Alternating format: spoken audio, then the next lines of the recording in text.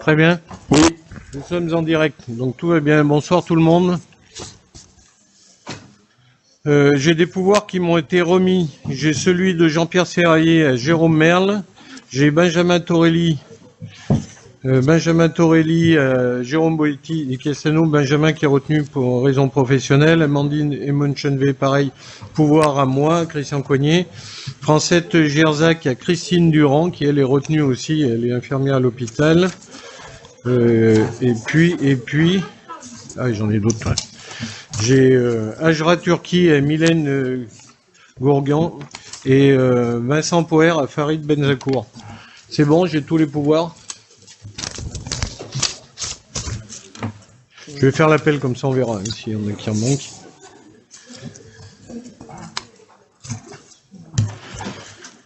Donc, Christine Durand. Jérôme Merle. Boetti, Jérôme Boetti di Castano. Brigitte Gallo. Jean-Pierre Serraillier. À pouvoir. C'était le test. Sylvie Jonat-Laumier. Michel Vendra. Marie-Frédérique Di Raphaël.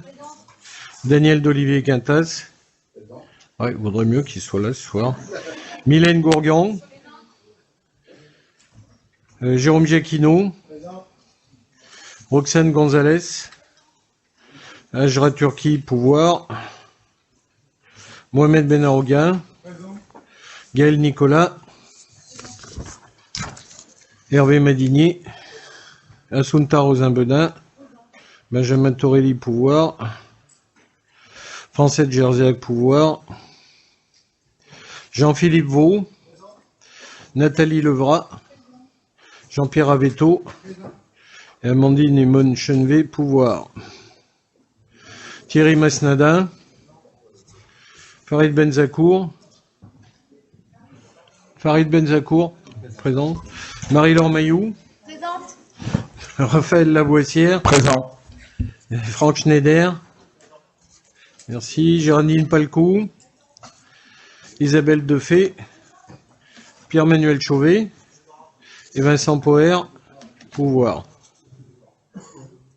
Bien, le quorum est atteint. Donc on va vous faire passer le cahier des présences pour signer. Il nous faut désigner un ou une secrétaire de séance. Enfin, si un volontaire ou une volontaire, eh bien, Mylène Gourgan est volontaire. Il faut rester jusqu'à la fin. Les secrétaires sont obligés de rester jusqu'à la fin de la séance. Donc Mylène Gourgan qui est secrétaire de séance. J'ai pas reçu de questions diverses ni d'un groupe ni de l'autre. Des questions ont été posées lors de la commission.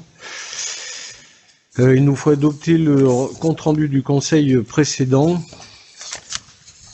Et le conseil précédent, c'était le 16 décembre. Est-ce que quelqu'un a détecté une anomalie, une erreur ou un amendement? Pas de questions sur notre compte-rendu. Je vous propose donc de passer au vote. Est-ce qu'il y a des abstentions, des oppositions? Merci. Le compte-rendu de notre réunion du 16 décembre est adopté à l'unanimité.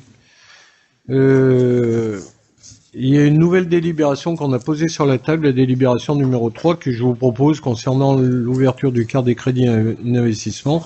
On en parlera bien entendu à un moment, mais comme elle vous a été présentée tardivement, il nous faut voter, si vous êtes d'accord en tout cas, pour qu'on la passe. Donc est-ce qu'il y a des abstentions ou des oppositions? Donc on la met à l'ordre du jour, donc sur la délibération numéro 3 qui s'est ajoutée. Ce soir il n'y a que 3 délibérations, mais la première qui est assez importante, qui est notamment le rapport d'orientation budgétaire pour notre année, pour l'année 2022, concernant le budget principal de la ville. Et je vais passer tout de suite la parole à Daniel d'Olivier, qui est l'adjoint aux finances, qui va nous présenter ce rapport. Daniel, tu as la parole. Ouais, je vais m'installer parce que globalement, bonsoir à tous. Oui, je vais monopoliser le temps de parole. Est-ce que vous me permettez d'enlever le masque, s'il vous plaît, ou pas? On peut? Non? Bon, si tout le monde m'entend bien, c'est bien, je vais essayer de faire des efforts, mais c'est vrai que ça va pas être évident. Ouais, je vais rapprocher le micro. Très bien. Que tout le monde m'entend, surtout. Ouais, ça va aller là, en bas, c'est bon? Ouais, je vais présenter effectivement, là c'est bon. Ça va? C'est bon? C'est bon, ok, d'accord. Bon, effectivement, je vais vous présenter donc le rapport d'orientation budgétaire 2022. Alors, la première diapositive, bon, c'est la grande ligne, mais je vais en passer tout de suite à la deuxième. Donc, c'est un rendu obligatoire par la loi d'administration territoriale. Là-dessus, j'ai des choses à rajouter, effectivement, deux choses importantes. C'est que cette présentation du rapport d'orientation budgétaire est aussi dans la continuité de la mise en place des commissions de finances qu'on a mis en place, celle du 13 janvier 2022. C'était la volonté qu'on souhaitait, ça a été fait. On s'est réunis donc le 13 janvier. Donc dans cette présentation, vous trouverez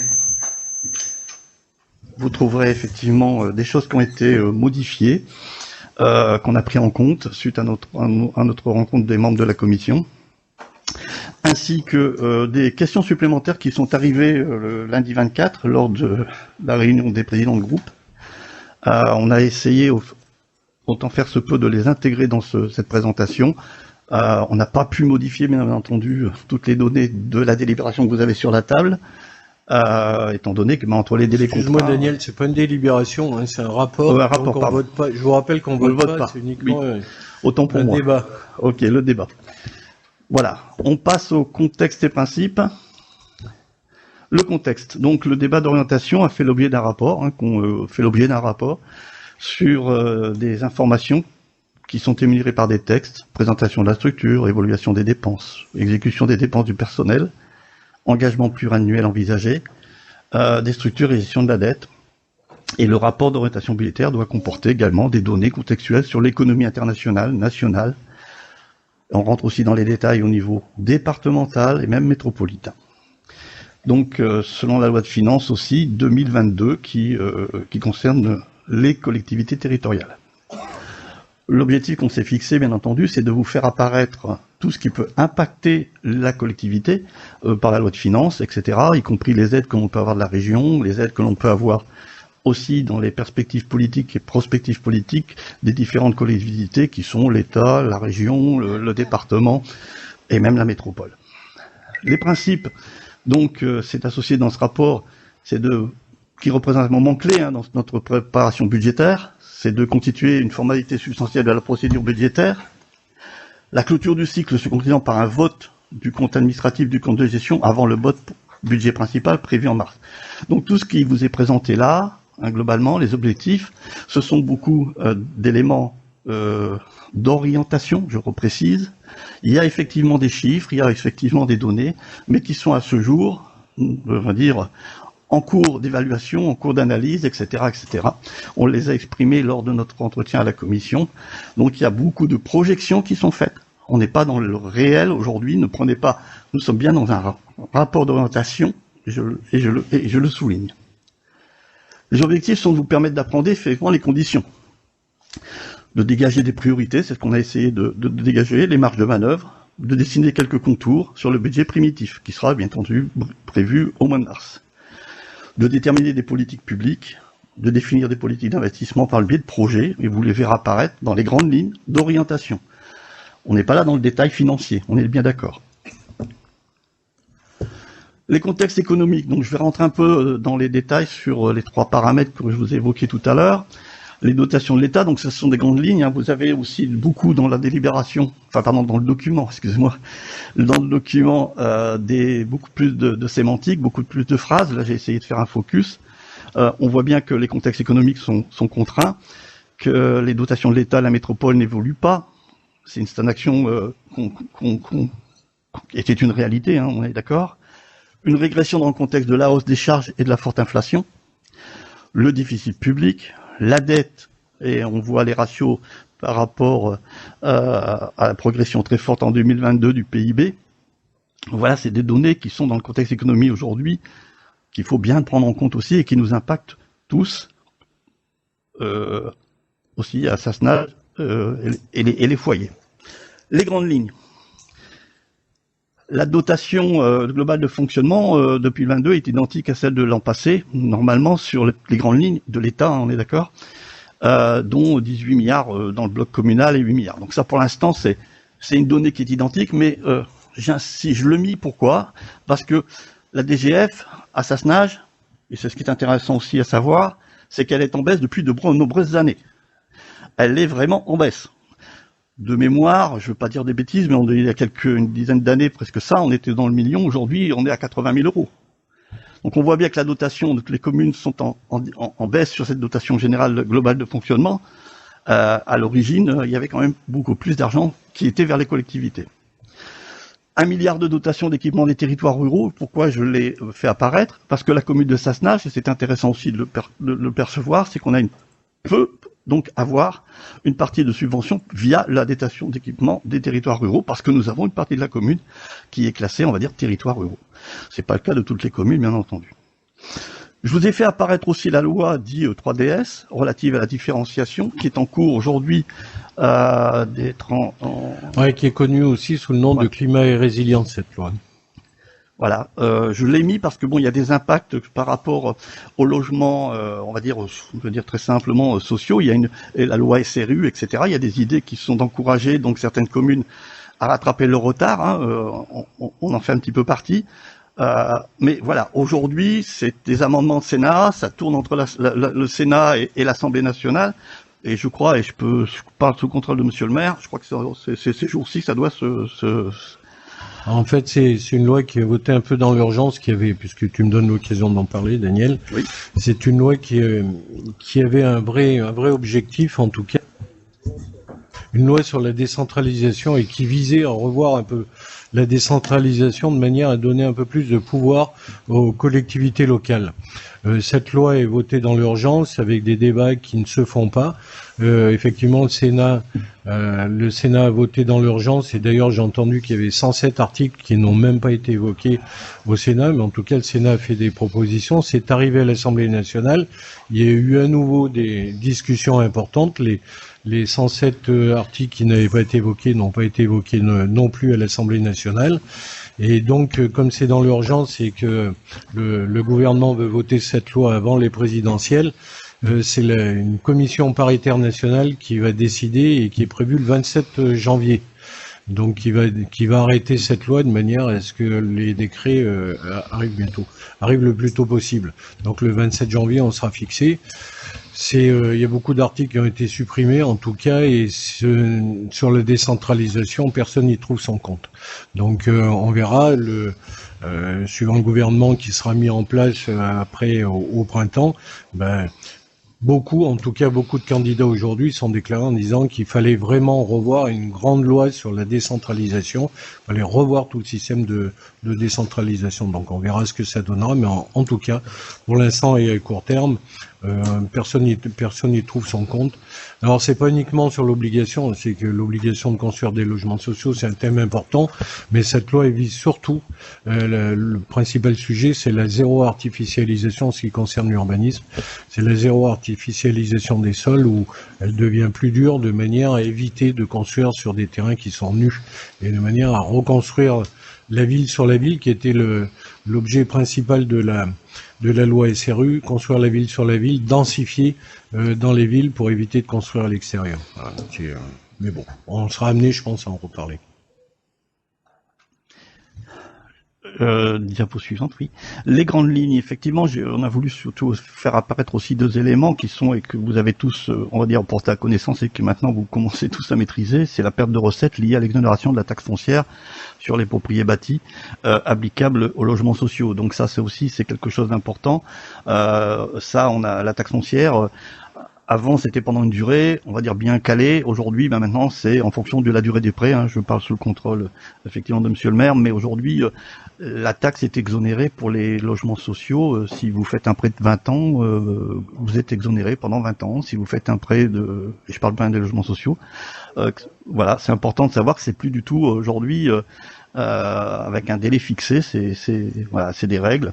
Et ceci est normalement compensé, mais aujourd'hui, voilà, c'est pas du tout. La loi de finances le prévoit qu'en 2022.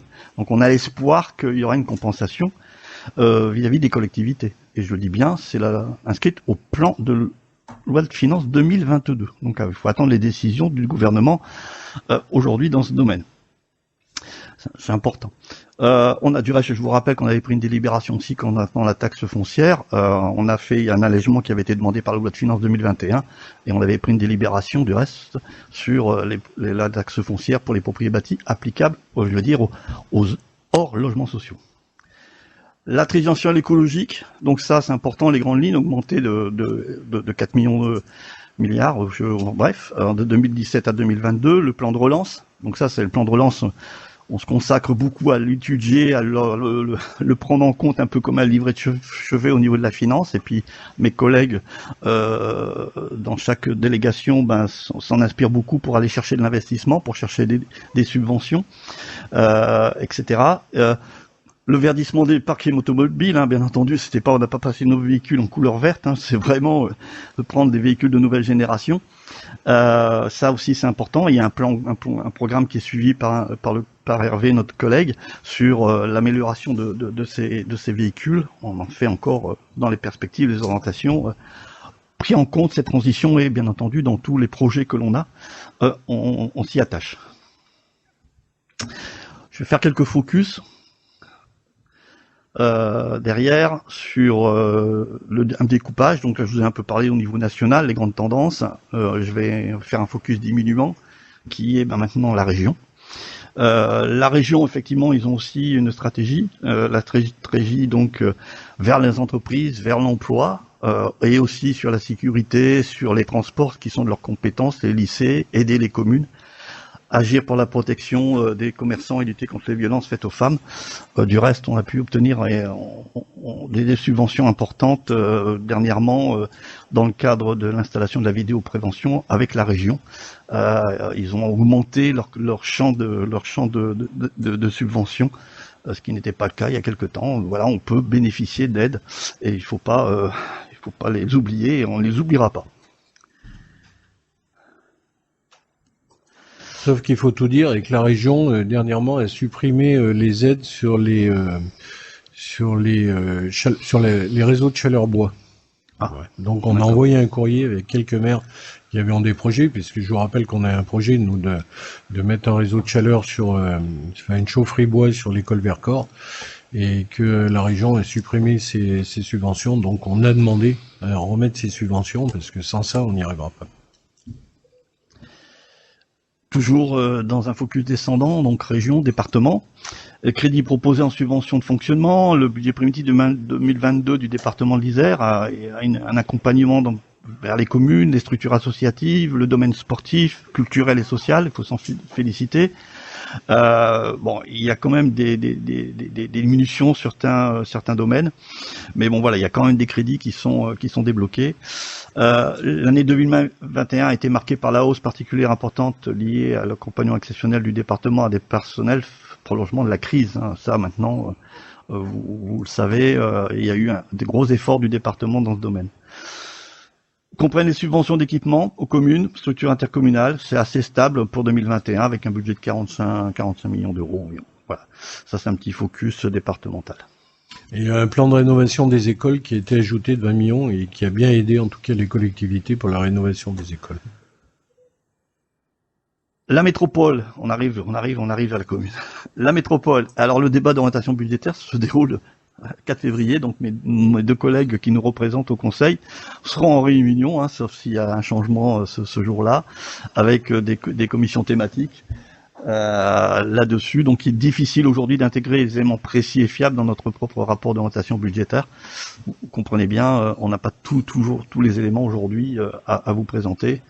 Il y aura sûrement un retour plus tard. Petit focus, je veux dire... Maintenant, on arrive à la commune avec les orientations donc communales. Quelques éléments qui nous tiennent à cœur, bien entendu, mais ce sont des grandes lignes, bien entendu, avec des objectifs. Hein. Maintenir les services essentiels et préserver la qualité, ça on en est tous d'accord. Conserver le caractère attractif de la commune, s'inscrire dans les objectifs de développement durable. Repenser le budget dans son intégralité avec la M57, ça c'est quelque chose qui j'aurai l'occasion de m'exprimer encore, je pense, dans cette soirée.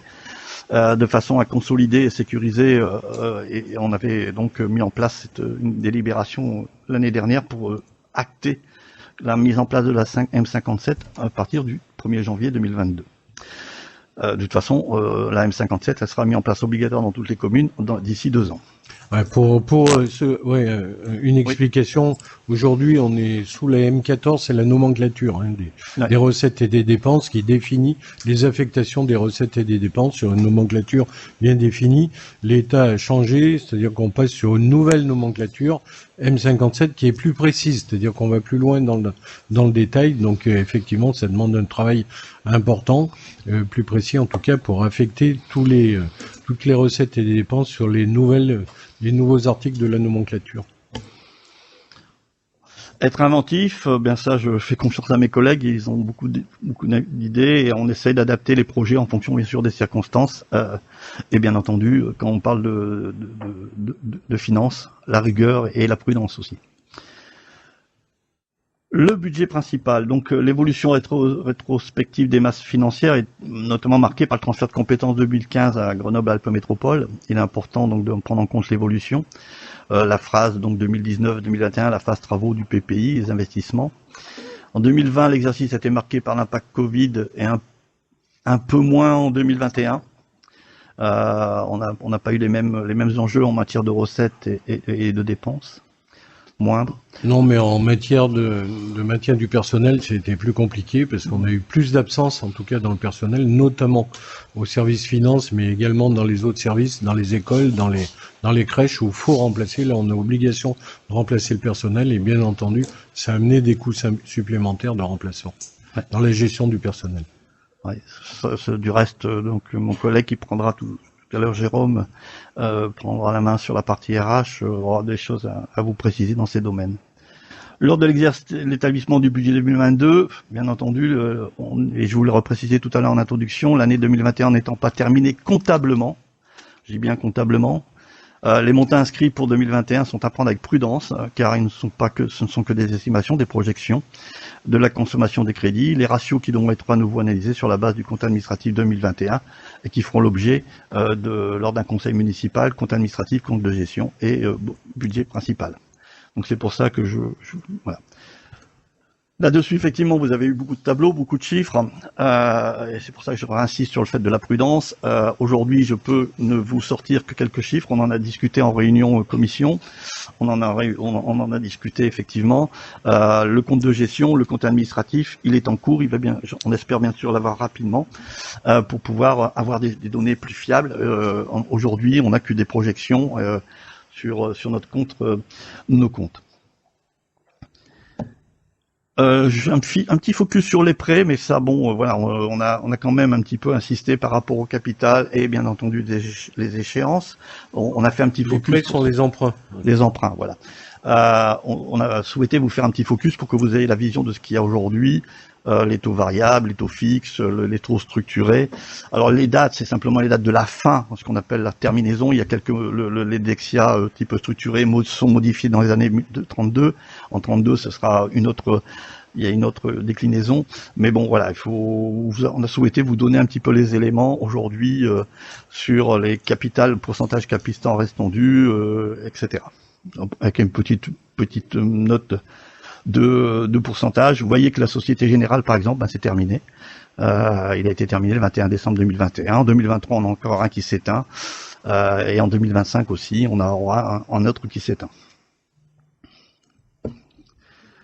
On a fait un petit focus, bien entendu, sur la répartition par prêt en pourcentage. J'espère que je ne me suis pas trompé, parce que si j'avais bien noté à la commission, on souhaitait l'intitulé avait un petit peu été modifié.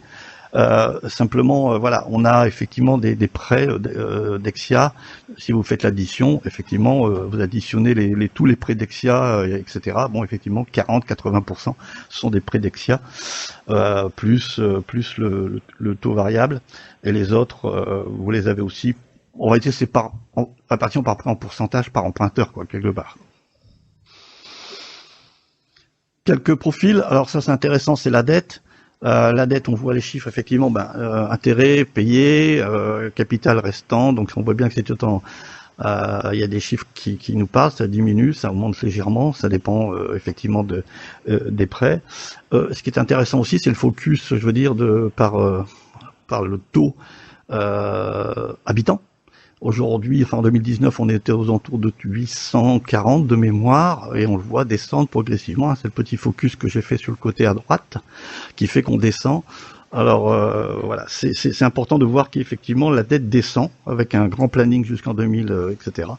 Bien entendu, en 2042, on n'aura plus rien si voilà, il y a ces fameuses dettes par habitant, ces petits focus au milieu. La perception des recettes. Bon bah ça, c'est les taxes d'habitation et foncière. Ça, les chiffres sont assez stabilisés. Il y avait une petite diminution, pardon, entre 2020 et 2021, et on voit bien que 2017, 8 millions 6, 9 millions 6, 9 millions 4, une certaine stabilisation, un peu de perte en 2021. On estime, alors on est toujours la prudence, hein, on est d'accord. C'est une prospective, hein, c'est pas acté. On espère qu'effectivement on soit au-dessus des 9 millions. Bon, on a quand même mis un chiffre pour être dans la même, on va dire, dans la même mouvance de stabilisation sur la taxe foncière. Je pense que bientôt on va enlever la taxe d'habitation parce que voilà, c'est dans le projet 2023, si j'ai pas de mémoire, il y aura plus cette fameuse ligne taxe d'habitation. En section de fonctionnement, donc là on a fait des projections aussi en section de fonctionnement. Donc évolution des recettes de fonctionnement, on a effectivement fait un petit focus sur les recettes de fonctionnement. Ben ça c'est les services, les recettes qu'on a pour faire rentrer de l'argent donc sur les fonctionnements, les impôts, les taxes, etc., etc. Il n'y a pas que 9 millions de taxes, hein, il y a aussi d'autres recettes qui peuvent rentrer. Et on voit qu'il y a une petite évolution, bon, avec une petite baisse en 2021. Qui est pas voilà. Les produits à fiscalité, ben c'est bien sûr c'est l'évolution des produits perçus par ce qu'on a évoqué tout à l'heure, c'est celle d'après, voilà. Une évolution des produits, etc. Donc on voit la différence BP et CA. On a souhaité faire un focus de budget primitif et de compte administratif. On voit qu'au BP, si je prends l'exemple 2021, on avait prévu 12 millions et pour finir, on a eu 15 millions de compte administratif. Vous voyez, c'est pour ça que quand tout à l'heure je dis qu'il faut être prudent dans les chiffres. Quand on prépare un BP, on prévoit 12 millions, et puis quand on finit au compte administratif, on a 15. Il faut s'en féliciter, bien entendu.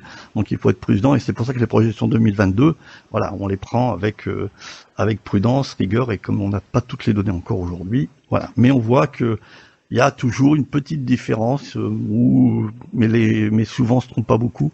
Mais 2021 était caractéristique quand même. Voilà. D'autres profils, toujours, sur la dotation. Donc, comme je vous disais, les écarts constatés entre le BP et CA sont liés à la perte de l'ex-allocation compensatrice versée par l'État aux collectivités, préalablement sur les dégrèvements de TH, qui sont désormais compensés par l'encaissement de la TF du département. Ça, on en a parlé. Donc, effectivement, on n'a pas toutes les données encore en matière de compte administratif 2021, on est en plein dedans, ils vous se représenterez prochainement. Voilà, donc quelques chiffres, toujours des profils, quelques données. Dépenses de fonctionnement, donc là très rapidement, de façon globale, hein, sur les montants, on voit les charges générales, les charges en personnel et quelques autres dépenses qui sont voilà, un petit focus sur aux alentours de 14 millions d'euros. Sur comment est répartie les différentes charges, et on voit bien que la charge en personnel, oui, c'est une petite une erreur de couleur là, le jaune on va dire, c'est bien sûr ce qui est le plus important aujourd'hui sur les dépenses de fonctionnement et les charges générales, et c'est tout le travail que l'on fait sur les charges générales de fonctionnement pour les baisser au maximum, les économies d'énergie que l'on peut faire, toutes les actions que l'on peut faire là-dedans. La section investissement, un petit focus aussi, toujours un petit profil avec des projections. Les recettes de fonctionnement, des projections donc réelles de fonctionnement, ce qu'on a pu avoir, et puis voilà, un petit focus qui fait un peu redondance avec celui d'avant, mais bon, C'est important, les recettes, les taxes et tout ce que l'on peut faire entrer. Enfin, suivant. Alors là, maintenant, on est sur les dépenses d'investissement. Donc la dépense d'investissement en 2018, on a eu un petit pic d'investissement important. De mémoire, si je dis pas de bêtises, 2018, c'était le Furon, je crois, de mémoire, qu'on a beaucoup investi là-dessus. On a été aidé énormément. Ce qui veut dire que globalement, on a pu investir un peu pile sur ce projet de sécurité de la population. C'est ce qui est important. C'est les actions d'investissement que l'on portait. Dans ce domaine-là particulièrement. C'était avant, juste avant, enfin bon voilà, mais il y a toujours un petit détail, un petit délai dessus. 2019, une stabilisation, 2021, stabilisation, et on espère en 2022 une certaine stabilisation dans les dépenses d'investissement. 2020, une petite baisse, voilà, bon, enfin, quelques chiffres, 6 millions, 6 millions 5, bon, c'est à peu près équivalent. Donc on est à peu près stable si on regarde bien les 19, 20, 21, 22 dans cette évolution de dépenses d'investissement. On a fait un petit focus aussi sur les profils de projection 2022. On n'est pas rentré dans les détails, hein, c'est vraiment, je veux dire, une projection pour aller vraiment chercher à faire des projections sur les profils des différents services, on va dire, sport et jeunesse, la culture, l'éducation, la famille, la sécurité, la salubrité, mais c'est pour vous donner une idée un peu de la répartition donc que l'on amène dans les différentes familles, comme on appelle en matière comptable et financière, sur nos projections actuellement. Les orientations. Alors, sur les orientations, un investissement pour le développement de la commune, on est tous là-dessus, l'axe fort de la politique, garantir l'activité économique des entreprises, qualité accrue des services, c'est important. La qualité accrue, vraiment rendre service à la population, c'est ce qui nous anime tous. Une fois de plus, le projet de 2022 proposera aujourd'hui, et comme je vous disais tout à l'heure, une vision à 2,9 millions en dépenses d'investissement. On l'espère tous, bien sûr. Des dépenses de fonctionnement bien maîtrisées, sans remise en cause du fonctionnement des services à la population. Donc on les maîtrise. Il y a beaucoup d'efforts qui sont faits en matière de défense de fonctionnement. On vous a du reste dernièrement présenté un rapport de l'ALEC qui a démontré aussi qu'on faisait beaucoup d'efforts en matière de dépenses de fonctionnement. Et ça, c'est bien entendu l'engagement qu'on a porté. Des prélèvements opérés depuis de nombreuses années et j'en ai parlé tout à l'heure, sur la DGF, la dotation globale de fonctionnement, qui effectivement nous impacte. Une perte de cumulée d'annuels de recettes de fonctionnement, ben voilà, effectivement, dotation de la DGF qui diminue, ça nous impacte fortement, bien entendu. Une capacité d'auto-évitement toujours aussi importante, maintenue, grâce à l'optimisation permanente des charges de fonctionnement, en compensation de la baisse des concours financiers alloués de l'État. L'État ferme un peu les robinets, on essaie de trouver, mais effectivement, c'est important qu'on essaie on maintient cette capacité d'autofinancement, et c'est à souligner. Un endettement modéré, bien en deçà de la moyenne enregistrée dans les communes de même strate. Donc quand on regarde les chiffres... En deçà, c'est bien en dessous. Ouais, en deçà, c'est en dessous. Un endettement modéré bien en dessous de la moyenne enregistrée par les communes. Hein, j'ai quelques tableaux sur les strates, effectivement, il y a des recherches. Les gros efforts sont faits par les services sur de recherches systématiques en matière de financement extérieur. Une fiscalité modérée, et ça, vous le savez, depuis 4 ans, enfin quand je ai mis 4 ans, c'est parce que globalement en 2018, on avait remonté un petit peu, et on a redescendu tout de suite. En vérité, j'aurais pu mettre plus longtemps, mais effectivement, on aurait pu faire l'inverse, mais il faut être clair. En 2018, on a augmenté depuis 4 ans, et on continuera à avoir ce gel des impositions. En 2022, la commune de Sassenage a maîtrisé ses dépenses de fonctionnement. Vous avez bien perçu effectivement que le fonctionnement c'est important, de maintenir ce niveau d'autofinancement, de poursuivre notre politique de modération fiscale pour la 4e année consécutive, de limiter pour l'instant le recours à l'emprunt et de continuer à investir de manière substantielle pour le bien-être et la qualité des vies des Sassenageois. Alors, je vous ai la structure budgétaire, on arrive presque au terme de ma petite prestation, on va dire.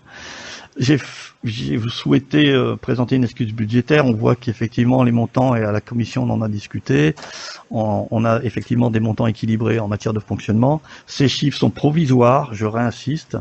On n'a pas fini de traiter tous les bordereaux, les mandats, les titres, etc. et de prévoir le résultat, mais ayez la certitude que nous présenterons bien entendu des comptes équilibrés, nous en avons l'obligation. Donc effectivement, si on voit maintenant la partie diapo sur l'investissement, la suivante, on est sur l'investissement, il y a effectivement des éléments qui posent question sur les dépenses et les recettes. Mais comme on a expliqué à la commission et on le réaffirme, nous serons équilibrés, nous en avons l'obligation. Alors à la demande des collègues de la commission, j'ai précisé quelques éléments qui n'apparaissent peut-être pas dans le document. C'est pour vous expliquer par exemple ce que c'est que le chapitre 20, chapitre 21. Je vous donne un exemple. Par exemple, c'est l'investissement en informatique. On investit. Le chapitre 21, par exemple, c'est le matériel. Et toujours dans l'informatique, le chapitre 21, c'est les licences. Voilà, donc on a fait une vision globale sur les lignes d'affectation du 20-21. C'est plus de 290 lignes d'affectation. Et encore, je crois être modeste dans le domaine.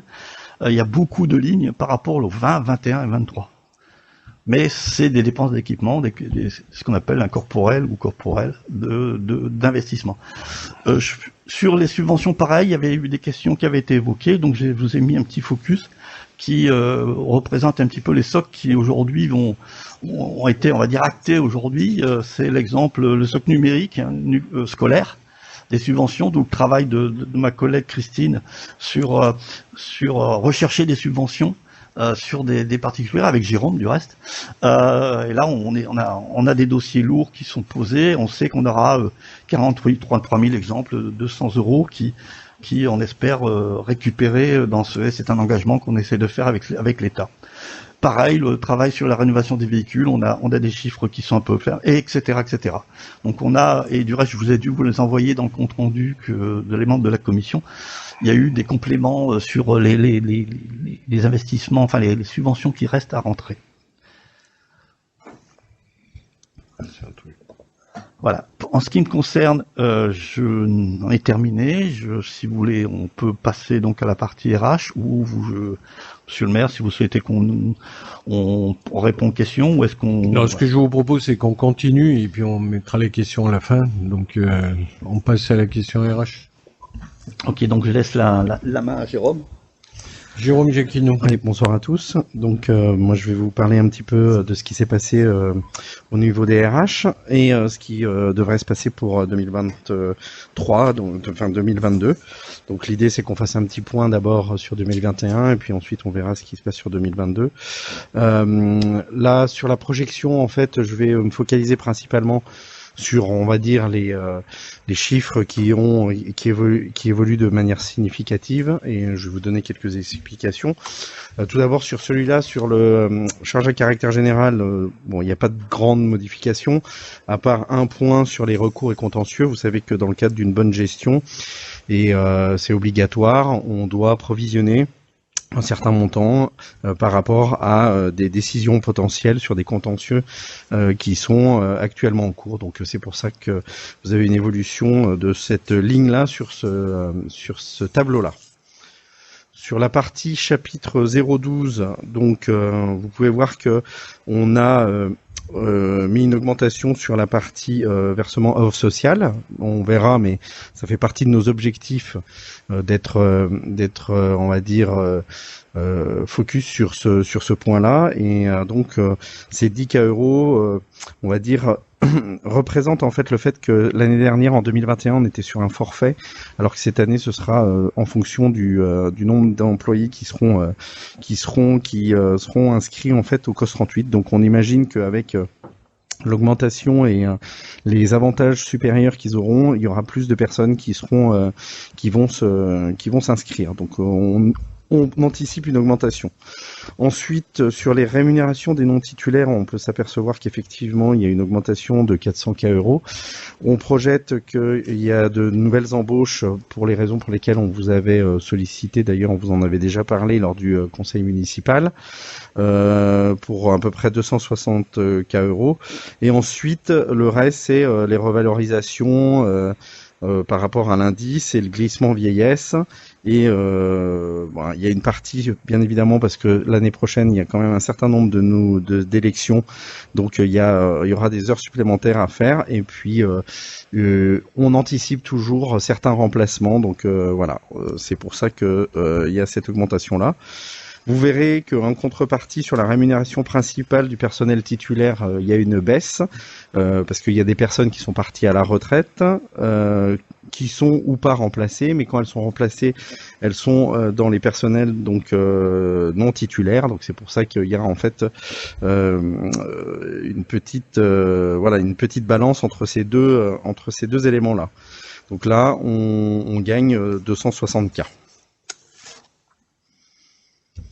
En ce qui concerne les charges de gestion courantes sur le chapitre 065, une seule, on va dire, information d'importance, c'est que comme on passe du COS 38, avant on donnait une subvention à l'association SAS Partage, donc on a la participation à SAS Partage qui disparaît pour 2022, donc moins 50 000 €. Sur ces moins 50 000 €, comme je vous l'avais indiqué lors de la commission, une bonne partie a été en fait redistribuée à l'ensemble du personnel, puisqu'on a pris la décision par rapport aux tickets restaurants de mettre à disposition 20 tickets restaurants par mois, bien sûr quand vous travaillez à temps plein, et non pas 15 comme c'était le cas en 2021, ce qui permet à l'ensemble des employés des agents de la commune de bénéficier de tickets restaurants pour un mois complet et non pas 3 semaines comme c'était le cas avant. Donc on redispatche en fait une partie de ces 50 000 € sur un avantage pour l'ensemble des agents et non pas que sur une partie des agents.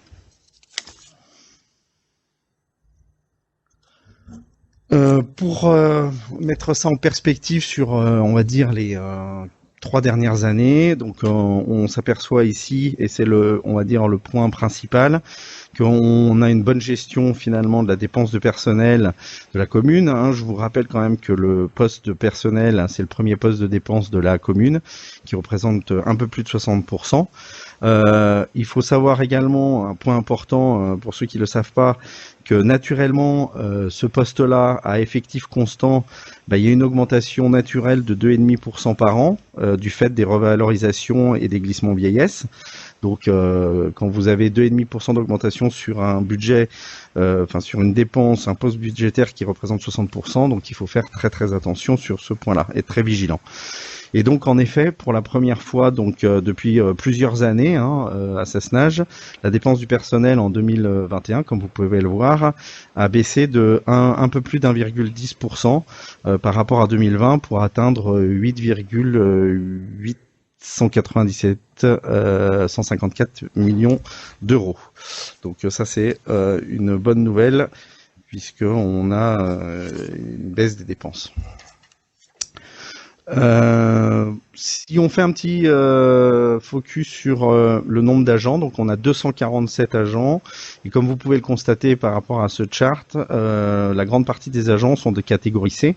Ça fait à peu près 170 agents, et en fait qui répondent à l'ensemble des services à la population, je vous le rappelle, même si on a 11 000 habitants, on a quand même des infrastructures pour une commune qui ferait à peu près entre 18 et 20 000 habitants. Je rappelle également quelques points importants par rapport à ça, c'est que à noter, notamment l'État sur la parité sur les agents titulaires à la commune de Sassenage. Donc on peut dire que on peut être fier puisque la collectivité aujourd'hui emploie plus de femmes que d'hommes. c'est 145 femmes pour 82 hommes, avec, et j'insiste, avec des femmes à des postes de direction, hein, on peut pas nous le reprocher. Quelques exemples, la directrice générale adjointe, c'est une femme, la directrice des ressources humaines, la directrice du CCAS, etc. Donc je pense que pour les années qui suivent, il faudra peut-être penser à embaucher un peu plus d'hommes pour essayer d'atteindre la parité, puisque la parité doit aller dans les deux sens. Nous avons favorisé aussi l'accueil pour la formation des jeunes, hein, en ouvrant des postes d'alternance et de stage que vous avez pu voter. Enfin, c'est des libres que vous avez votés pendant l'année, donc je vous apprends rien, mais j'insiste parce que c'est très important pour nous de former la jeunesse et de la former avec l'aide de nos services. On a bénéficié également de l'exonération de la contribution pour insertion du personnel handicapé. Donc voilà. Et je vais rappeler également les objectifs donc sur le prochain slide que nous sommes fixés sur le mandat, donc sur cette année, mais sur les années précédentes. Hein. L'idée, c'est pas de changer toutes les années, c'est de rester constant. Généralement, c'est comme ça que ça paye. Donc, je vous les ai indiqués, mais ce qui me paraît important, c'est de, bien évidemment, parce qu'on travaille pour les Sassenageois et rien que pour les Sassenageois, c'est bien évidemment de la continuité du service public. Ça, c'est vraiment fondamental. On veut également moderniser le service public avec bien évidemment l'arrivée du digital et permettre en fait aux Sassenageois qui utilisent maintenant de nombreux outils de leur offrir la possibilité d'accéder à des services et des informations via ces outils qu'ils utilisent tous les jours. Et zéro papier. Voilà. Bien évidemment on continue de travailler sur la qualité de vie au travail ainsi que le travail sur les enjeux sociaux, comme on a pu le faire avec le passage sur le COS 38 et bien sûr la maîtrise de l'évolution de la masse salariale. Par rapport aux évolutions budgétaires sur l'année prochaine, on a quelques éléments importants, c'est-à-dire que même si cette année on a réussi à baisser de 1,10%, un peu plus d'1,13%. Donc on part des 8,9 millions grosso modo. Si avec la vieillesse et on va dire les augmentations classiques, on augmente de 2,5%, on arrive à peu près 1 million 120. Mais il va y avoir quelques éléments importants sur 2022. On a prévu d'embaucher un certain nombre de personnes et également l'organisation des services et la mise en place du RIFSEP qui comprend en fait l'IFSE et le CIA qui vont avoir des impacts sur la masse salariale. Donc on a fait une prospective à 9 millions 6 à peu près. Voilà.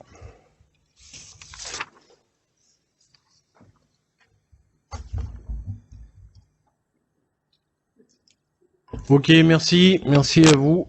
C'était, je pense, assez clair. En tout cas, ça permet de prendre conscience un petit peu. C'est bien évidemment une synthèse des travaux qui sont menés, mais une synthèse qui me paraît assez claire et qui ouvre le débat. Donc voilà, qui veut prendre la parole? Oui, s'il vous plaît. Monsieur Laboissière. Donc bonsoir, monsieur le maire, bonsoir, chers collègues. Donc avant de commencer mon intervention, je voulais juste dire qu'on va faire ça à plusieurs voix. Donc je fais une introduction de nos interventions. Je vais parler aussi des finances et de la dette. Après, je vous demanderai de passer la parole à Madame Palcou qui va parler de la transition écologique. Et après, Madame Mayou qui va parler de la partie sociale. Et Monsieur Chauvet qui va parler de ressources humaines. Donc, nous voici donc en plein débat d'orientation budgétaire, les deuxièmes de notre mandature. Au-delà de l'obligation légale, le débat d'orientation budgétaire est une occasion unique pour que les représentants de nos concitoyens, tous les représentants, évaluent ensemble les chemins possibles de la construction de notre commune. Et différemment de l'étymologie acceptée pour le mot débattre, qui voudrait dire se battre avec intensité, j'entends le mot débat plutôt comme une possibilité de discussion et d'échange cordial basé sur des données factuelles et des propositions concrètes. C'est ce que nous efforcerons de faire là maintenant. Alors hélas, le rapport d'orientation budgétaire qui nous a été envoyé nous a semblé assez vague et comporte une série d'imprécisions et d'erreurs factuelles qui méritent d'être présentées et discutées. Nous avons pu, certes, en réunion de la commission d'administration générale, soulever certains points, qui ont été d'ailleurs rectifiés à notre demande, et je vous en remercie pour cela. Mais permettez-moi d'apporter quelques commentaires sur la forme et sur les fonds de votre présentation d'orientation budgétaire. Tout d'abord, nous regrettons les manques d'éléments de contexte économique au début du document, contrairement à ce que nous avons vu dans les rapports précédents. Il y a très peu d'informations sur la loi des finances 2022. Par exemple, il est fait succinctement référence au plan de relance, alors que quelques éléments notables auraient pu être cités, comme la place de préservation de l'environnement et de la transition écologique dans les plans de relance de l'économie, ainsi que le fait que 2022 est la dernière année pour la suppression de la taxe d'habitation. Vous en avez mentionné de toute manière. Alors, tout cela sans parler du manque d'engagement pluriannuel avec un calendrier qui est pourtant un des points d'attention requis dans les débats d'orientation budgétaire. Je reviendrai tout à l'heure. Pour ce qui est du contexte métropolitain, vous ne présentez pas les grandes orientations de politique publique de la métropole Grenoble-Alpes, ni ses projets en lien avec sa SNAGE. Il est écrit dans le rapport, je cite, « Le débat d'orientation budgétaire de la métropole se déroulera le vendredi 4 février 2022 en conseil métropolitain avec des réunions en commission thématique prévues pour la fin du mois de janvier 2022. Il est donc difficile d'intégrer des éléments précis fiables dans notre propre rapport d'orientation budgétaire. » Fin de citation. Certes, il est difficile d'exposer des éléments précis, mais des orientations et des informations auraient pu être fournies, en particulier sur les projets en lien avec la métropole. L'année dernière, dans les mêmes circonstances, étaient citées les grandes orientations politiques de la métropole et les principaux projets en lien avec celle-ci, et particulièrement y étaient cités les projets cœur de ville, cœur de métropole, avec un planning pluriannuel, qui pourrait commencer en 2021 avec les études de maîtrise d'œuvre de la concertation avec la population. Alors, qu'en est-il pour 2022? L'évolution des projets Porte du Vercors et Métrocable, en concertation avec la commune de Fontaine et la métro. Et enfin, l'étude du transfert de la compétence éclairage public, qui semble se relancer très prochainement. Donc, nous demandons quel est l'avancement sur 2022. Donc voilà pour les contextes métropolitains, 2 éléments qui manquaient. Et voici donc quelques remarques concernant les lignes générales de votre orientation budgétaire, exposées dans le préambule de la page numéro 2 du rapport et qui apparaissait également sur les diapos dans la partie finale de M. Olivier Quintas. Donc tout d'abord, vous affirmez votre volonté, et je cite, d'investir pour le développement de la commune, garantissant l'activité économique des entreprises et une qualité accrue de services rendus à la population. Fin de citation. Alors pour cela, vous proposez d'investir 3 200 000 euros, c'était sur les documents écrits, et sur les documents, sur les diapos, j'ai vu que ça changeait pour 2,9 millions. Or, ces 2 chiffres-là, de toute manière, ne correspondent pas à celui qui est présenté dans les tableaux investissement, en page 15, libellé dépenses d'équipement 20, 21, 23. Merci pour les détails de ça qui n'apparaissaient pas dans les rapports, mais c'était dans les diapos. Mais donc, ces montants-là étaient indiqués sur les tableaux des 5 212 462 euros, assez précis à l'euro près. Alors que ce soit 2 ou 5 millions d'investissements, nulle part dans les documents, nous avons trouvé les détails de ces dépenses et les projets qui seront associés. Alors, présentés de façon structurée et chiffrée dans les rapports d'orientation budgétaire de 2021, avec un tableau présentant également les plans pluriannuels d'investissement jusqu'à 2025, donc les investissements sont juste énoncés sans chiffrage dans les rapports d'orientation budgétaire de 2022. Alors, les plans pluriannuels est cité en page 26, mais non présentés. Les investissements énumérés sont peu chiffrés, il n'y a aucune information sur les projets avec la métropole. Vous mentionnez ensuite, je cite, « une capacité d'autofinancement toujours importante ». Fin de citation. Or, la capacité d'autofinancement est définie comme la différence entre les recettes et les dépenses en fonctionnement. Si les données fournies dans les tableaux de la page 15 sont exactes, donc notre capacité d'autofinancement prévue pour 2022 sera d'environ 100 000 euros. Alors nous voyons difficilement comment cette somme peut être qualifiée d'importante. D'ailleurs, pour rester encore dans les données du tableau de la page 15, nous constatons avec stupéfaction que dans les budgets proposés, le déséquilibre entre les recettes totales et les dépenses totales est de l'ordre de 7 millions d'euros. Certes, vous allez dire que beaucoup d'éléments, comme vous avez déjà dit, sont encore absents, d'autres sont encore incertains, et qu'en fin de compte, il ne s'agit pas encore du budget primitif qui, lui, et nous l'espérons vivement, il sera équilibré. Quoi qu'il en soit, ce déséquilibre mérite une note d'explication. Toujours dans les préambules de la page 2, vous affirmez que la commune de Sassenage a, je cite, un endettement modéré bien en deçà de la moyenne enregistrée pour les communes de la même strate. Fin de citation. Pour étayer vos propos, vous nous présentez un tableau en page 8 contenant un comparatif avec les communes de Pont-de-Claix et Cessiné-Parisé. Certes, nous constatons une dette plus grande par habitant à Pont-de-Claix, de 2160 € par habitant, qu'à Sassenage, de 790 € par habitant. Cependant, cette présentation est trompeuse. Notre capital restant dû est plus petit que celui de Pont-de-Claix.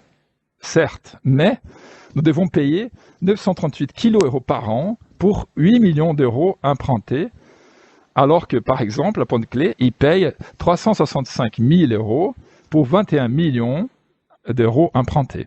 Autrement dit, à Pont-de-Claix, chaque famille paye 108 € d'intérêt, et à Sassenage, chaque famille paye 280 €, donc presque 3 fois plus. Donc la comparaison, elle est intéressante. Donc encore sur le tableau de la page 8, nous apprenons que notre capacité de désendettement est de 4 ans, tandis que celle des Pont-de-Claix est de 6 ans. Cette information a une valeur purement théorique et, somme toute, sans importance. Il est important de souligner que sortir des emprunts est aujourd'hui impossible. Je parle des emprunts toxiques, car les indemnités des remboursements anticipés des 2 prêts d'Exia, ils s'élèvent à environ 19 millions d'euros. D'ailleurs, c'est pour ça qu'on ne peut pas sortir de ces prêts.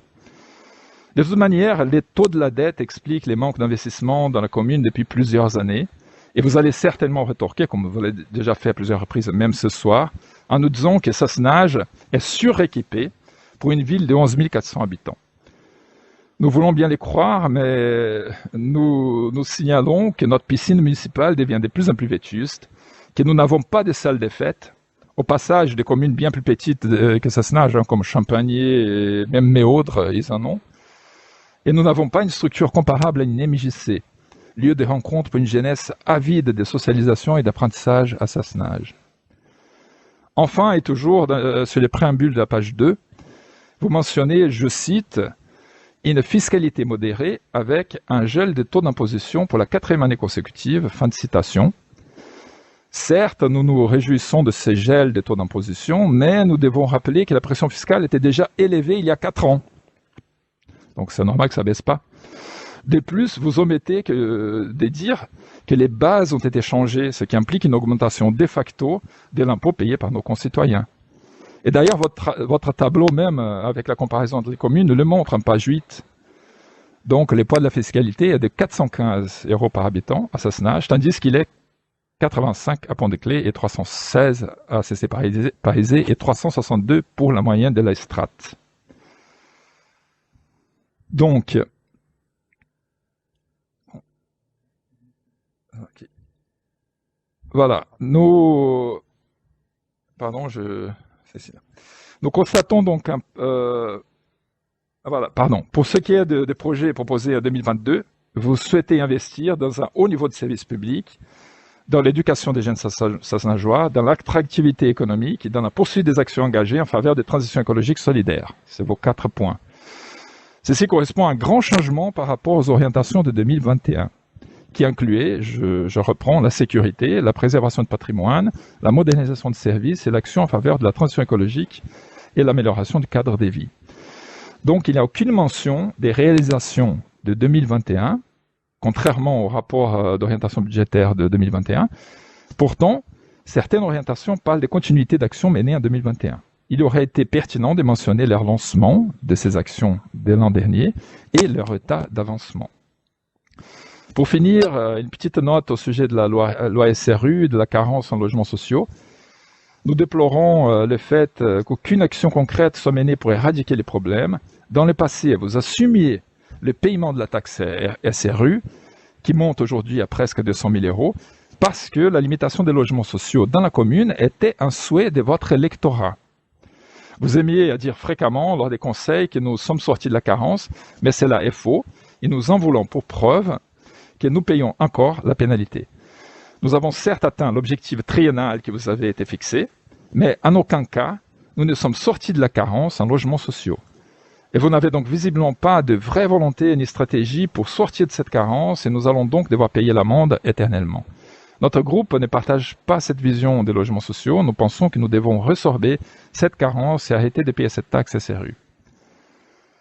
Donc, je vous remercie pour votre attention. Donc, je vous demanderai donc de passer la parole à mes collègues.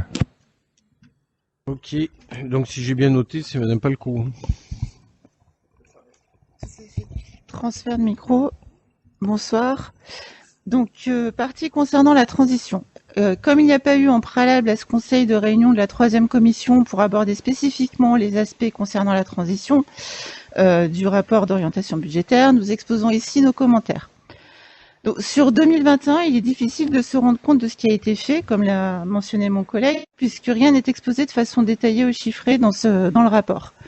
Pour 2022, on parle de la poursuite des actions engagées en faveur des transitions écologiques et solidaires, avec notamment le lancement de 2 programmes, les jardins partagés du Néron d'ici fin d'année et celui thermodynamique du groupe scolaire d'Épis. Il est mentionné la phase active de la classe de la biodiversité. Et ensuite, de façon un peu plus vague, la concrétisation des engagements pour la nature, pas très détaillé, le développement de la végétalisation de la ville, la création d'îlots de fraîcheur, la poursuite des audits énergétiques de la LEC, et en vue de la programmation d'opérations ainsi que la conversion progressive du parc automobile. Et dans le chapitre transition, le recours accru à la participation des habitants dans le cadre lié à la démocratie participative. Je pense que c'était pas dans le bon chapitre. Nous saluons l'apparition de la création des îlots de fraîcheur qui a été à l'objet de discussions lors du débat d'orientation budgétaire de l'année dernière. Et cependant, nous déplorons que tous ces points ne soient pas chiffrés. La signature du PCAEM, Plan Climat Air Énergie Métropolitain, n'est pas mentionnée, enfin la signature de la charte d'engagement de Sassenage en faveur du PCAEM, ni la volonté d'engager des actions en lien avec celui-ci. Et forcément, il n'y a pas de budget chiffré associé. Dommage. Nous vous demandons à nouveau d'inscrire des objectifs chiffrés dans les domaines clés de la transition de notre commune et vraiment en lien avec le budget.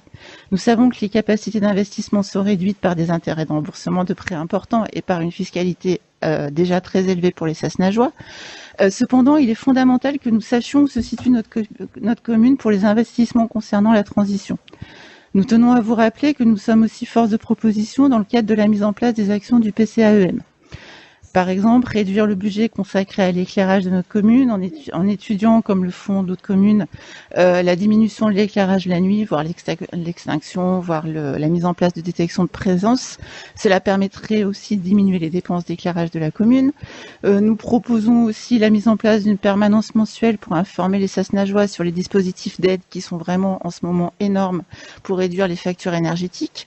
Quand on connaît les hausses de l'énergie dans tous les domaines en ce moment, ça peut vraiment être une opportunité. Et le coût estimatif de cette permanence serait de 3 600 € annuels.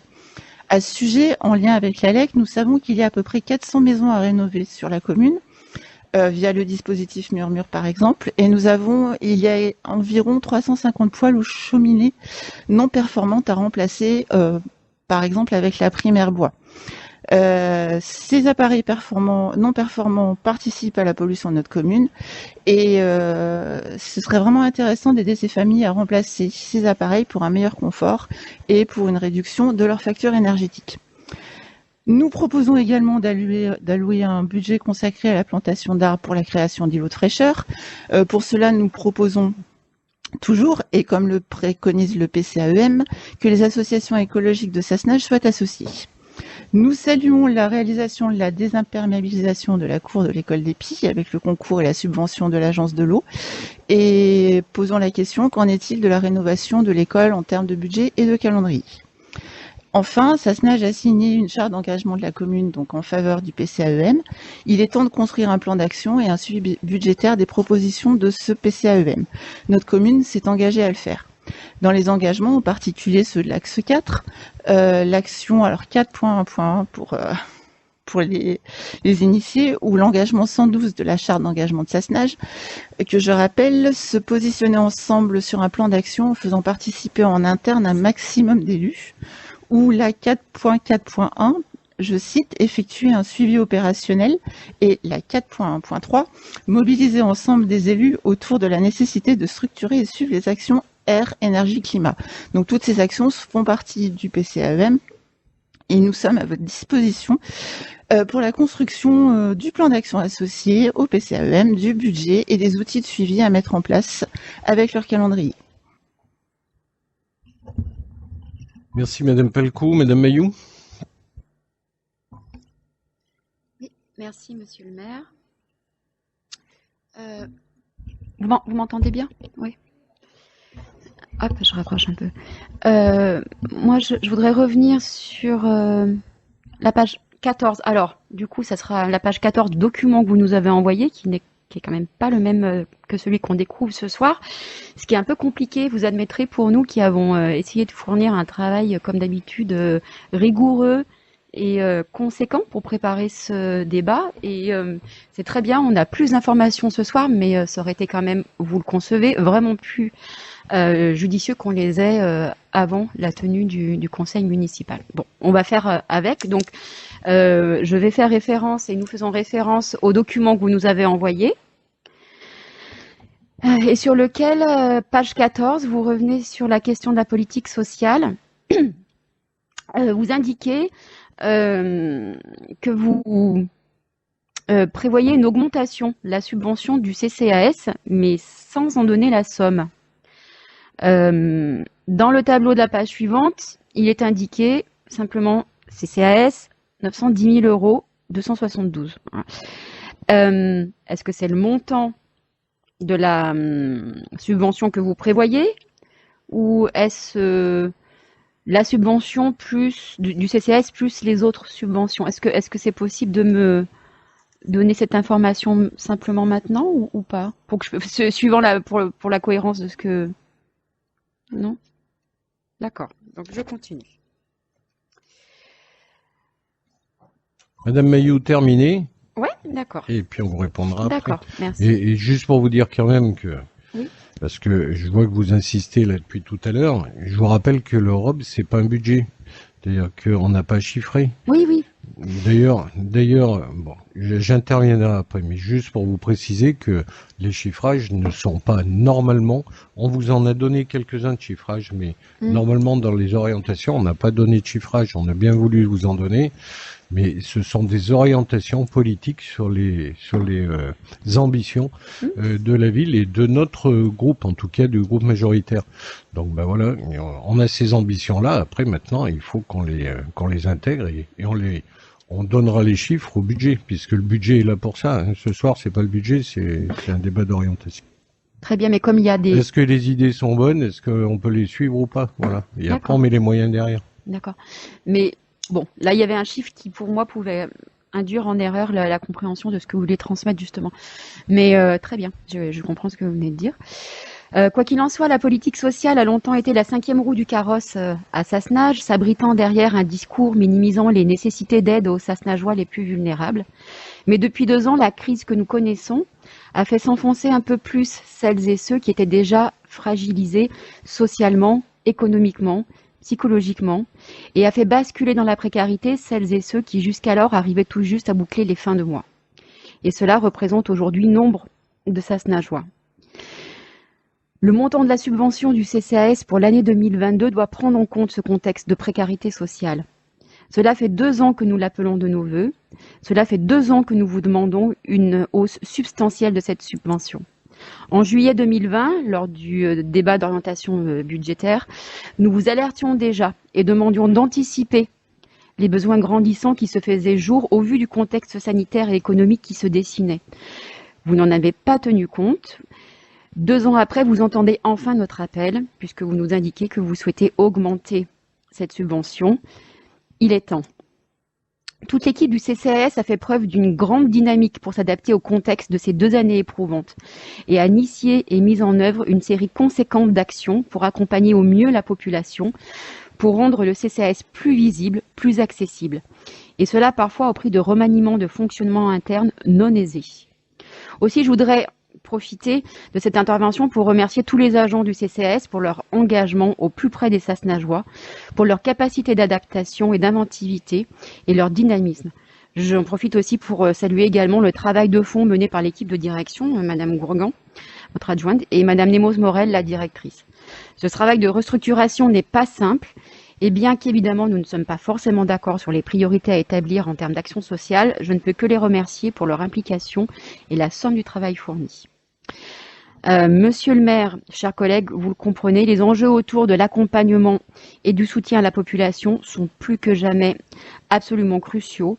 Il n'est plus possible de continuer à les négliger.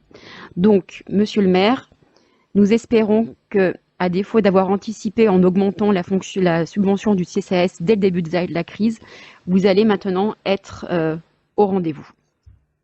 Je vous remercie. Merci, Monsieur Chauvet. Ah non, excusez-moi, c'est encore à moi. Trop tard. Allez-y, allez-y. Non, c'était. Non, mais y a pas de souci, allez-y. C'est vrai que j'enchaîne deux parties. Je souhaite maintenant attirer votre attention sur la page 25 du document sur lequel M. Giacchino est revenu tout à l'heure et sur l'état des lieux de la parité. En page 25, vous rappelez que la loi du 6 août 2019 impose aux collectivités locales de mettre en place un plan d'action pluriannuel pour l'égalité professionnelle entre les femmes et les hommes. Vous rappelez aussi qu'il est demandé aux conseils municipaux d'examiner préalablement au débat sur le projet de budget un rapport sur la situation en matière d'égalité entre les femmes et les hommes. Bon. Effectivement, le décret d'application du 4 mai 2020 en dispense les communes de moins de 20 000 habitants. Toutefois, rien ne vous empêche, si vous en avez la volonté et sans attendre d'y être légalement contraint, de vous saisir de cette question de l'égalité femmes-hommes au sein de notre collectivité territoriale. Donc ici, en page 14, en faisant référence à la loi cadre du 4 août 2014, vous avez toutefois voulu nous donner un chiffre, sur lequel M. Giacchino est revenu tout à l'heure, un seul chiffre, celui qui indique donc la part représentée par les femmes et par les hommes parmi les agents de la commune. Ce qui a fait dire tout à l'heure que les femmes étant majoritaires, la parité n'était pas respectée et qu'il fallait embaucher des hommes.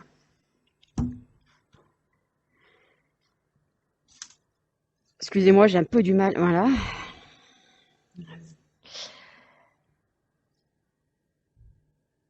Donc, les chiffres que nous vous avons transmis nous indiquent qu'il y a 145 femmes pour 82 hommes, soit 63% de femmes contre 37% d'hommes.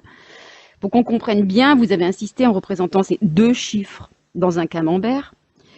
Mais excusez-moi, rien de particulier ou rien de nouveau. Ici, les femmes représentent 62% des agents de la fonction publique. Sassenage n'échappe donc pas à cette règle. Voilà. Donc, merci de nous avoir donné ces deux chiffres.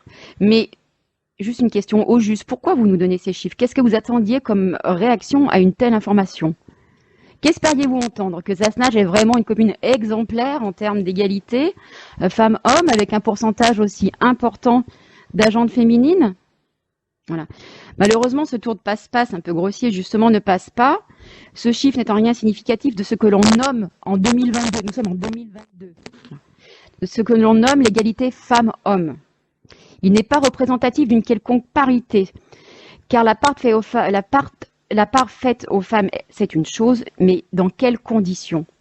Ce que nous aurions aimé avoir comme chiffre, et qui aurait traduit une réelle préoccupation de votre part quant à la question de l'égalité professionnelle femmes-hommes, sont par exemple la répartition des effectifs dans les emplois dits supérieurs et dirigeants.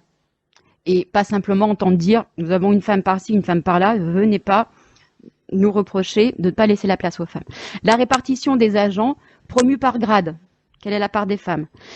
La durée moyenne entre deux promotions, on sait très bien que les femmes avancent plus lentement que les hommes dans leur progression de carrière.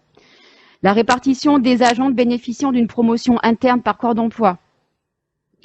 Ce sont juste quelques exemples. Je ne vais pas lister ici tous les indicateurs de l'égalité femmes-hommes au sein des collectivités. Ils existent, ces indicateurs. Ils sont définis par le gouvernement afin de pouvoir évaluer où en sont justement les collectivités territoriales dans l'avancée de l'égalité femmes-hommes. Donc, il y a même un guide d'accompagnement des collectivités qui est rédigé par le gouvernement à ce sujet. Les chiffres gouvernementaux de ces indicateurs indiquent que dans la fonction publique territoriale, 70% des contractuels sont des femmes. En ce qui concerne les titularisations et promotions parmi les contractuels, les hommes sont davantage stagiaires que les femmes. 2/3 des emplois de direction dans les collectivités territoriales sont occupés par des hommes. Le temps partiel concerne beaucoup plus les femmes, 29% contre 7% des hommes, etc., etc. Donc, si vous souhaitez vraiment communiquer sur ce sujet et montrer un réel intérêt à faire avancer l'égalité femmes-hommes au sein de notre collectivité, donnez-nous des chiffres parlants et basez-vous sur des indicateurs établis, s'il vous plaît. Pour finir, je n'ai qu'une question. Est-ce que vous comptez mettre en œuvre, en 2022, des actions pour l'égalité femmes-hommes au sein de la mairie de Sassenage? Je vous remercie. Merci, Monsieur Chauvet. C'est l'égalité, oui, une dame et un homme. Merci, monsieur le maire, et merci pour votre trait d'humour. Tout d'abord, nous voulons savoir comment la municipalité comptait effectivement tenir l'objectif qui était annoncé à plusieurs reprises de maîtrise en matière d'évolution de la masse salariale. En effet, si nous tenons évidemment à un service public de qualité et à des agents rémunérés à la hauteur de leurs engagements, dans le cadre budgétaire contraint qui est le nôtre et qui résulte pour partie de notre dette et de vos choix passés, l'augmentation de 4,13% des dépenses de personnel nous interpelle fortement et je dois dire semble assez contradictoire avec vos discours qui affirment la maîtrise des charges de fonctionnement. Ensuite, si évidemment nous nous félicitons dans le rapport des ambitions affichées en matière de qualité de vie au travail, nous regrettons que ce soit à ce stade essentiellement des déclarations d'intention. Vous citez notamment des choses comme valoriser l'engagement professionnel ou favoriser le présentéisme. Bien sûr, nous y sommes favorables. Je ne sais pas d'ailleurs qui pourrait être contre, mais nous vous remercions de nous indiquer des actions concrètes que vous envisagez, puisqu'on sait notamment effectivement que notamment dans notre collectivité, on a un souci d'absentéisme et qui souvent en dit long sur les conditions notamment de travail. Et j'avais une dernière question, s'il vous plaît, en lien avec ce qui avait été dit tout à l'heure, si on pouvait avoir des précisions sur les recours judiciaires en cours par rapport aux provisions qui ont été faites justement par rapport à cela, savoir combien de procédures sont en cours, parce que là encore, quand on voit les engagements de qualité de vie au travail, vous comprendrez bien que si on a des recours, c'est que visiblement, il y a encore du chemin à faire. Ok, merci. D'autres interventions? Mohamed Benaouga demande la parole.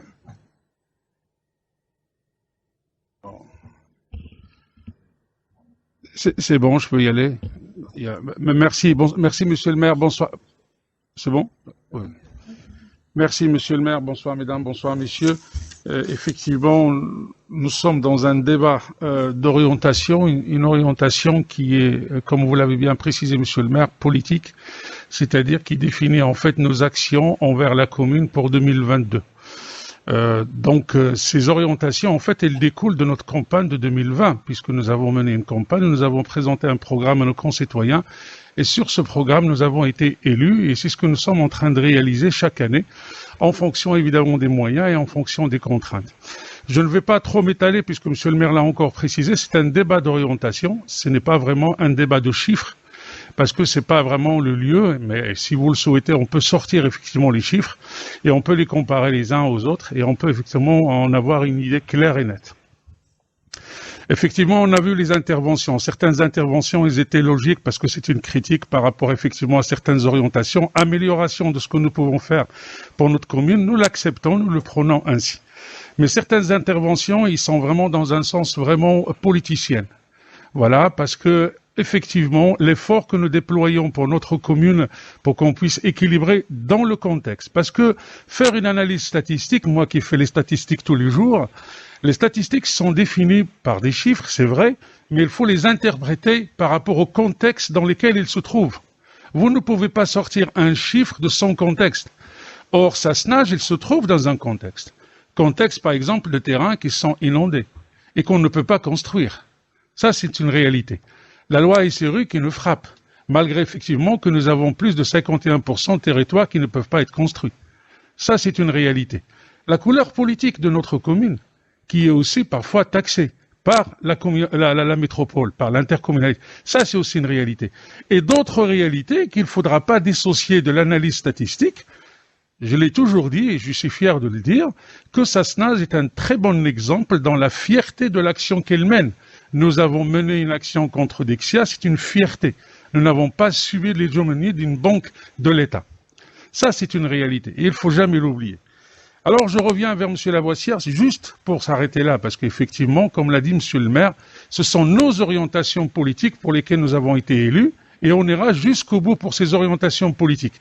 Bienvenue aux critiques, il n'y a pas de souci. Les critiques qui sont constructives, nous allons probablement essayer donc de les rediscuter avec vous dans les commissions et entre nous pour voir si on ne peut pas les inclure. Mais les critiques qui sont vraiment déviées de leur concept et de leur réalité, ils n'ont pas leur place et surtout dans notre groupe.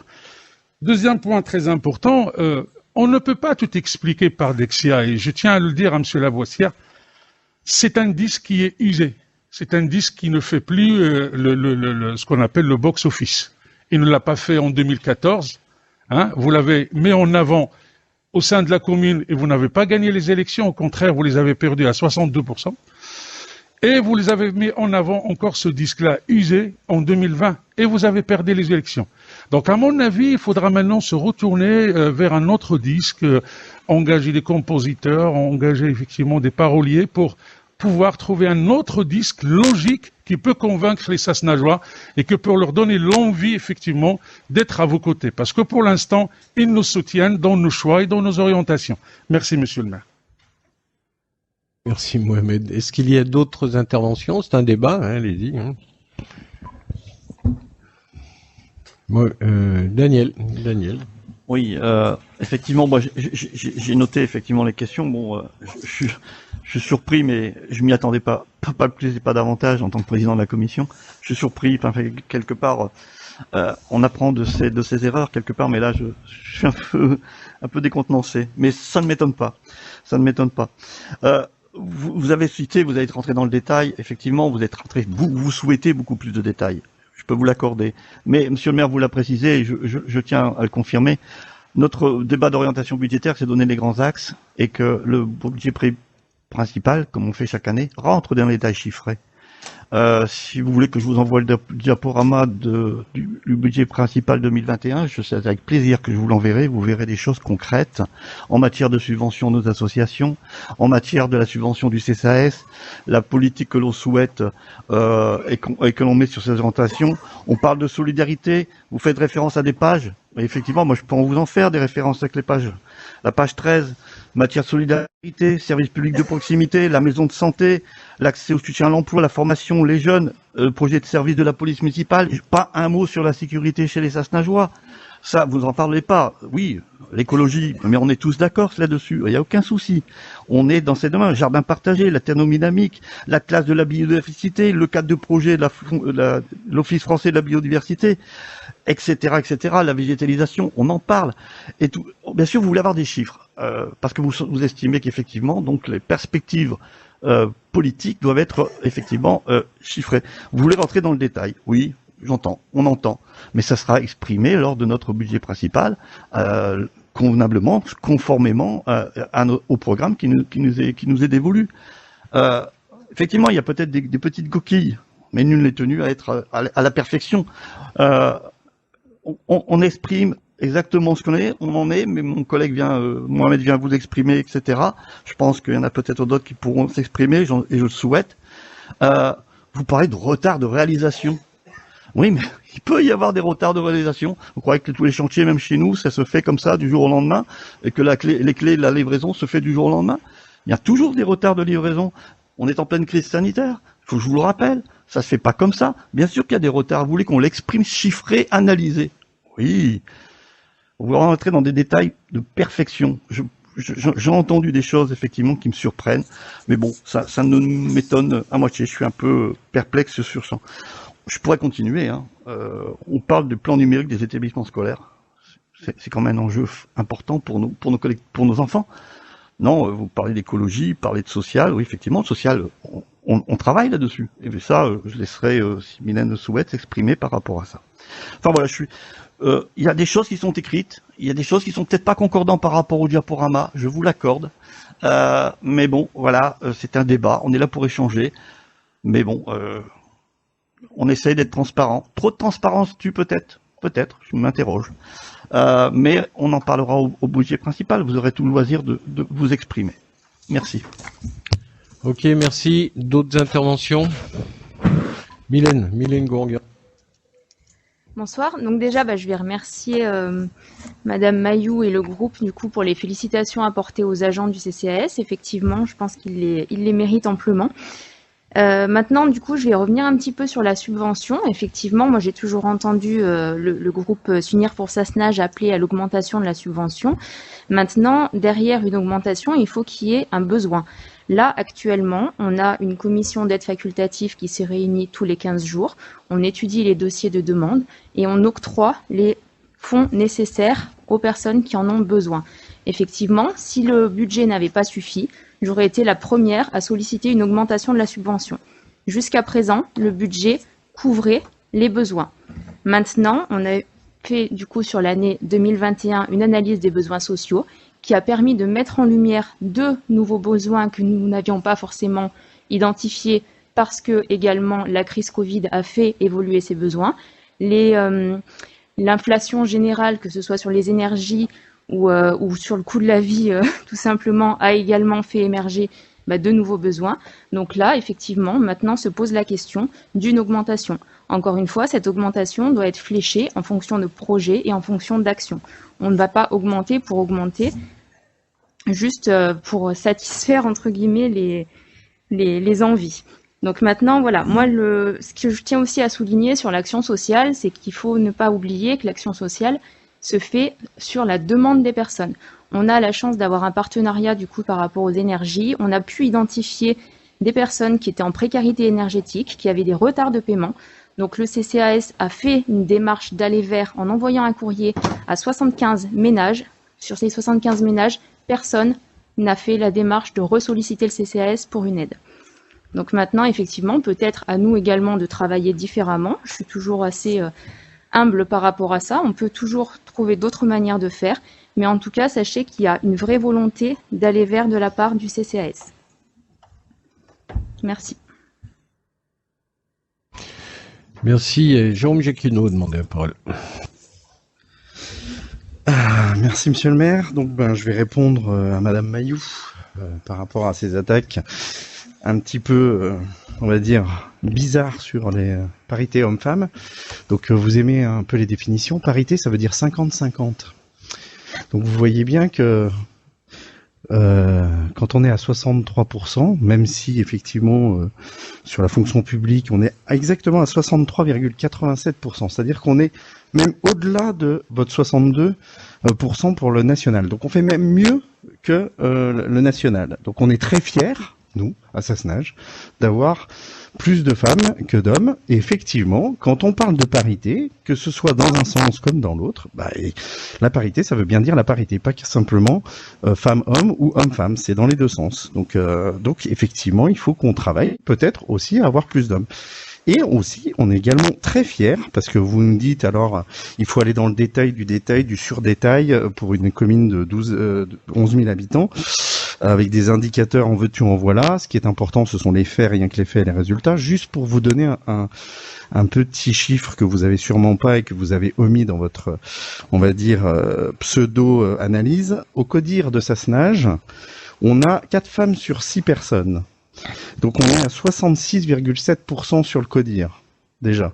Donc à des postes de décision, etc.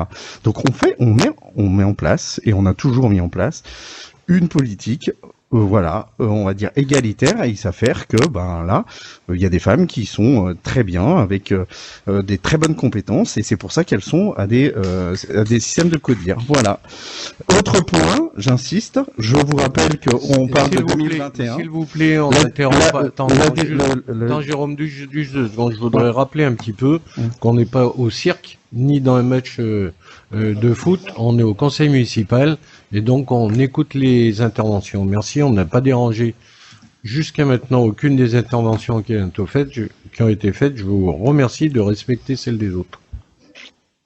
Et donc en 2021, je répète et je rappelle que nous avions une directrice générale des services qui a été remplacée donc par Monsieur Richard, qui est un homme, et on a nommé une DGA qui est une femme également. Donc voilà, on s'inscrit totalement dans cette volonté de parité 50-50, et effectivement, c'était également un petit trait d'humour, mais moi je vais vous dire mon sentiment profond, c'est pas une question de sexe, c'est une question de compétence. Merci.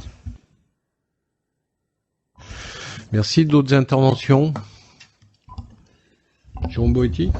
Oui, vous m'entendez bien? Ouais. Déjà, moi, je voudrais saluer le travail qui a été fait par Daniel et par Jérôme donc sur le débat d'orientation budgétaire, en tout cas sur la présentation. Ce qu'on peut remarquer effectivement, c'est que notre opposition a aussi travaillé, mais après, moi, je me méfie toujours des interprétations. Surtout sur des chiffres qui sont pour l'instant factuels, qui sont pas réels, qui n'ont pas été travaillés complètement. On parle bien ici de débat d'orientation budgétaire, et ce que je trouve dommage, c'est que notre opposition nous a pas fait vraiment de réelles propositions sur ce débat. Donc à part deux, trois exemples, mais qui paraît pour moi, on va dire, pas totalement cohérent. Je trouve ça dommage quand je sais tout le travail qu'ils font derrière de recherche, mais après ça dépend là où on se positionne, en tout cas sur les recherches, la manière, ou en tout cas les orientations et la vision des chiffres et les interprétations. Moi, je me méfie toujours du contexte. Je reviendrai sur la partie au niveau de l'environnement. Vous proposez 2 propositions, diminuer donc l'éclairage public, quand on sait que la commune de Sassenage est vertueux en la matière, qu'on a été cité en exemple, qu'il y a encore un article sur le Dauphiné qui est sorti donc récemment. Ensuite, vous parlez donc de l'ALEC, et donc de pouvoir aider, on va dire, les gens pour qu'ils puissent donc adhérer, ou en tout cas pour être pris en charge par rapport à des dossiers donc d'investissement pour améliorer donc leurs conditions de leur logement. J'ai eu, donc moi je suis en contact à l'ALEC, je siège donc au conseil donc au niveau de l'ALEC, et j'ai eu donc récemment la directrice. Donc vous aviez contacté en direct. Vous savez très bien que ça se passe pas comme ça. Alors aujourd'hui, il y a qu'une commune qui a pris en tout cas cette position de payer une permanence. Ensuite, il faut que ça se fasse en fonction des demandes, en fonction des dossiers. Ça a un coût. Faut savoir qu'une demi-journée, c'est plus de 900 €, je crois, à peu près. Et ça mobilise donc une personne, et ils peuvent traiter que 1 voire 2 dossiers. Donc pour moi, ça me paraît très cher. Et alors d'aujourd'hui, on doit être dans une mutualisation. On a fait énormément de communication auprès des Sassenageois pour qu'ils puissent donc aller dans ces cellules. Il y en a à peu près 4 autour. Il y a Saint-Égrève, je crois qu'il y a Cessiné aussi, donc où ils peuvent se rendre. C'est très simple. Il suffit de prendre un rendez-vous. Vous pouvez pas aller sur place directement.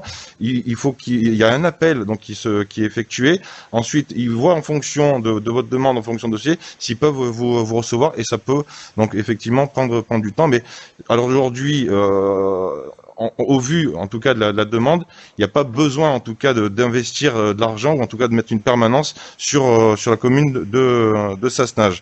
Donc ensuite, donc vous parliez de la classe de biodiversité,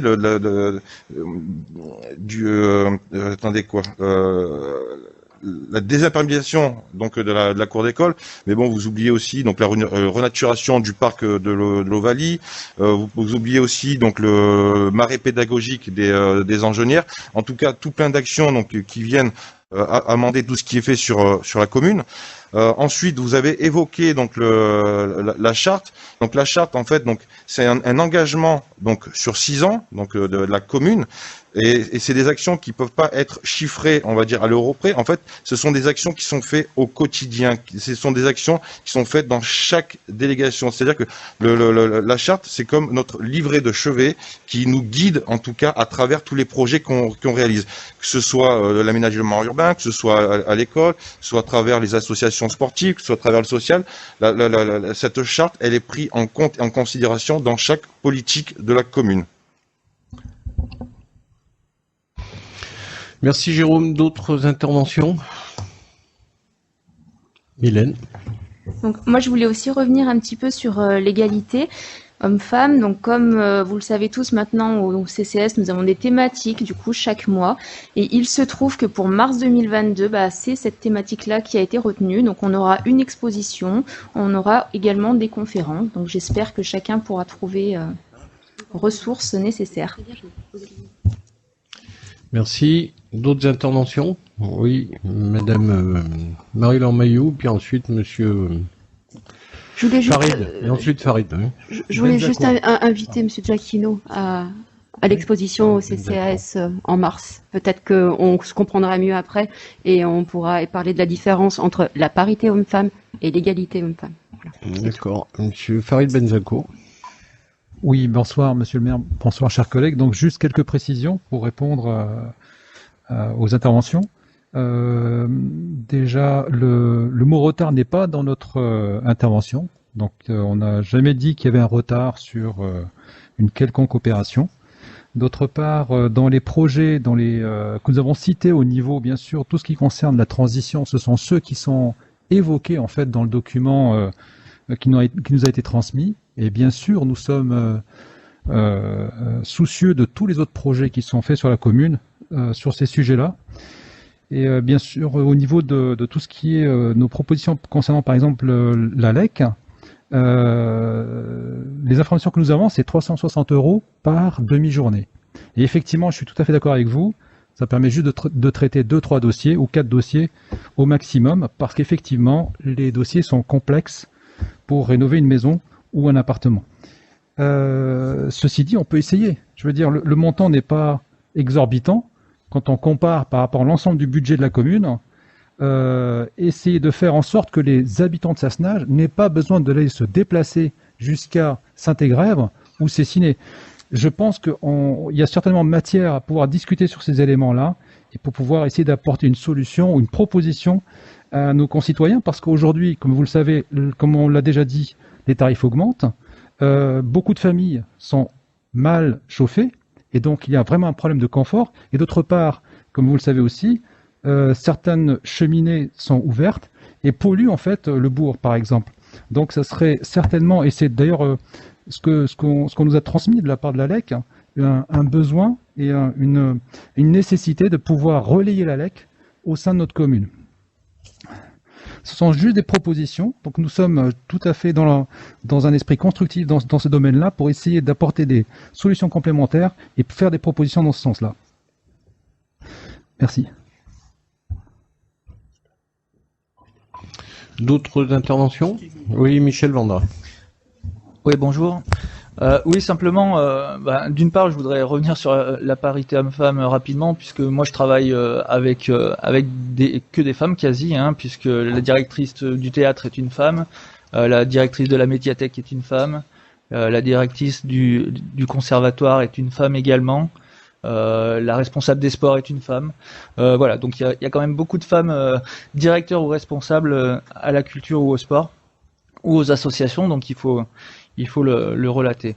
Après, je voudrais simplement revenir parce que on voit bien que l'opposition est avide de chiffres et en tout cas recherche sur Internet beaucoup d'informations.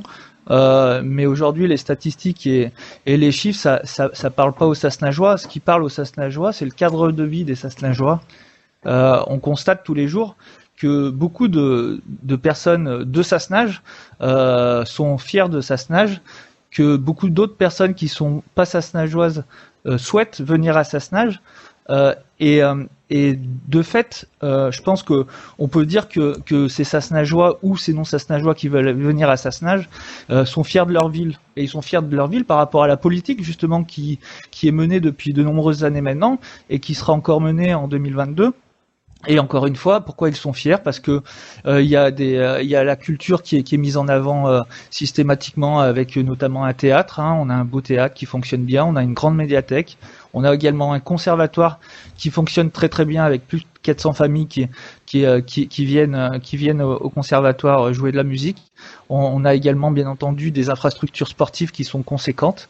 Et bien entendu, également, on a des associations qui fonctionnent bien avec des subventions et des avantages en nature que la commune donne aux associations pour qu'elles puissent fonctionner, qui fait que tout ça crée vraiment un bel état d'esprit dans cette ville et que tous les gens qui sont habitants de Sassenage sont fiers de leur ville. Donc voilà, à un moment donné, les chiffres peuvent parler, mais ce qu'il faut bien voir, c'est est-ce qu'on est heureux chez nous ou est-ce qu'on souhaite autre chose? Ben non, la qualité de la vie est ce qui prime aujourd'hui, je pense. Ok, d'autres interventions?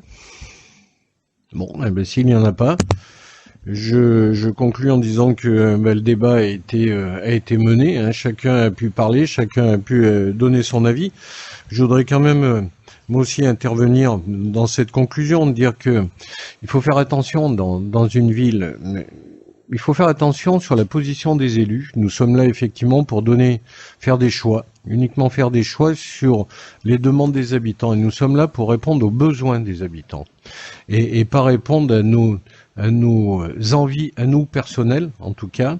Nous sommes élus parce que les habitants nous ont élus, mais ils nous ont élus parce que il y avait un programme qui répondait à leurs demandes, à leurs besoins.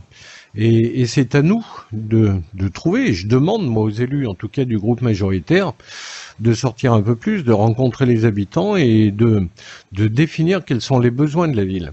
Alors les besoins de la ville, effectivement, les gens, ce qu'ils veulent, c'est avoir une ville qui est attractive, une qualité de vie qui, comme l'a dit Michel Vendra, une attractivité, une qualité qui est importante en tout cas, et qui correspond aux besoins des gens. Effectivement, on est une ville avec des animations, une ville avec une vie associative qui est importante, avec des gens qui visiblement ont l'air heureux. C'est une ville qui est quand même détendue, hein, où on n'a pas de quartiers qui sont sururbanisés. On a de la place, on a des parcs là aussi. On le fait pas ressortir, mais quand on regarde la surface des parcs de la commune, on est largement au-dessus des autres communes de l'agglomération.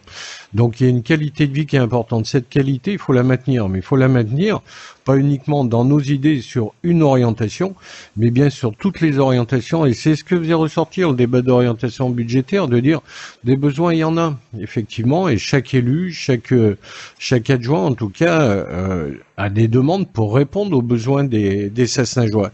Il y a un moment, mais il nous faut faire des choix. Et ces choix-là, on va donner des priorités, mais on va les proposer et les prévoir sur plusieurs années, parce qu'à un moment, il y a des urgences et il y en a moins. Et il y en a d'autres qui sont moins urgentes. Mais en tout cas, il nous faut bien nous prémunir de faire ces choix selon nos idées à nous, notre volonté à nous, c'est celle des Sassenageois. On doit répondre à ce besoin et on doit répondre à cette demande. Donc d'où la difficulté, effectivement, d'être élu. Alors il y a ces besoins sur lesquels on doit répondre, mais faut pas oublier non plus que il y a plusieurs collectivités, plusieurs échelons de collectivités locales et que il y a des compétences qui sont définies d'ailleurs par les lois et qui sont attribuées. Et c'est tant mieux, chaque collectivité a sa compétence. La nôtre, celle de la collectivité communale, c'est d'être au plus près des habitants et de répondre à leurs besoins. Et puis derrière, il y a d'autres collectivités telles que l'intercommunalité, la métropole en ce qui nous concerne, hein, qui a, vous le savez, qui a la compétence malheureusement des routes, la propriété, et là on a vu qu'il y a moins de réactivité en tout cas sur l'entretien et la réalisation des voiries, mais il y a, la métro a bien d'autres compétences comme la collecte des ordures ménagères, elle l'a aussi sur les zones économiques, sur le tourisme. Et puis derrière, il y a le département qui a des compétences sociales, et quand tout à l'heure on parlait du budget du CCAS, comme le disait si justement Mylène, on a un budget, on n'a jamais refusé, en tout cas, une demande d'un Sassengeois, d'une Sassengeoise sur une aide. Donc on a répondu, mais derrière il y a d'autres, et notamment le département qui a la compétence sociale et qui répond à ces demandes. Quand il y a de la précarité énergétique dans un logement, eh bien il y a le FSL qui est là pour ça, qui est financé par le département. Il y a une association qui existe, qui est financée par le département, qui s'appelle l'ADIL, l'association départementale d'information sur le logement, auquel le CCAS et nous-mêmes les élus, on renvoie les personnes quand ils nous interrogent. Et là, il y a des juristes qui sont capables de donner, en fonction de vos moyens, qui sont capables de vous donner toutes les aides possibles que vous pouvez prétendre. Donc c'est pas la peine de multiplier et de dire nous à la commune, eh bien on va aussi se mettre à la place de ces instances-là. Moi j'ai toujours été contre. Il devrait y avoir un seul point d'entrée, un seul point d'information pour donner ça, et on va pas les multiplier dans chaque commune, même si chaque commune, malheureusement, a toujours la volonté de dire moi je vais répondre à mes habitants en direct. Non, il y a des structures qui sont là pour répondre, et il y a des structures qui sont là pour agir et pour rendre le service, en tout cas, auquel les habitants ont droit. Et aujourd'hui, avec les moyens qui disparaissent, les moyens financiers depuis, c'est pas d'hier ni d'avant-hier, ça date depuis des années où, en tout cas, on le voit bien, les budgets des communes, des collectivités locales baissent, et quand ça baisse, eh bien, on se recentre tous sur nos compétences, et on ne peut pas aller, d'ailleurs c'est même interdit d'aller sur les compétences des autres collectivités. Donc encore une fois, il y a la collectivité communale, la commune, il y a l'intercommunalité, il y a le département, il y a la région qui chacun, et puis l'État, qui chacun a ses compétences et chacun doit intervenir dans ses compétences.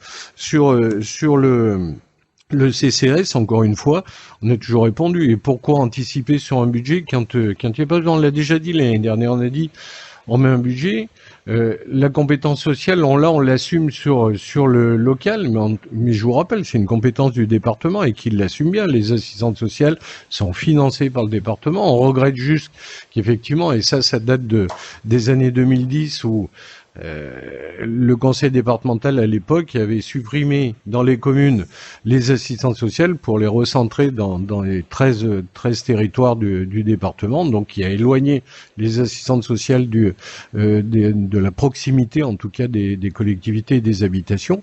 Mais en tout cas, c'est bien le département qui a cette compétence, et nous communes, on l'assume comme on peut, et on est là pour faire le relais.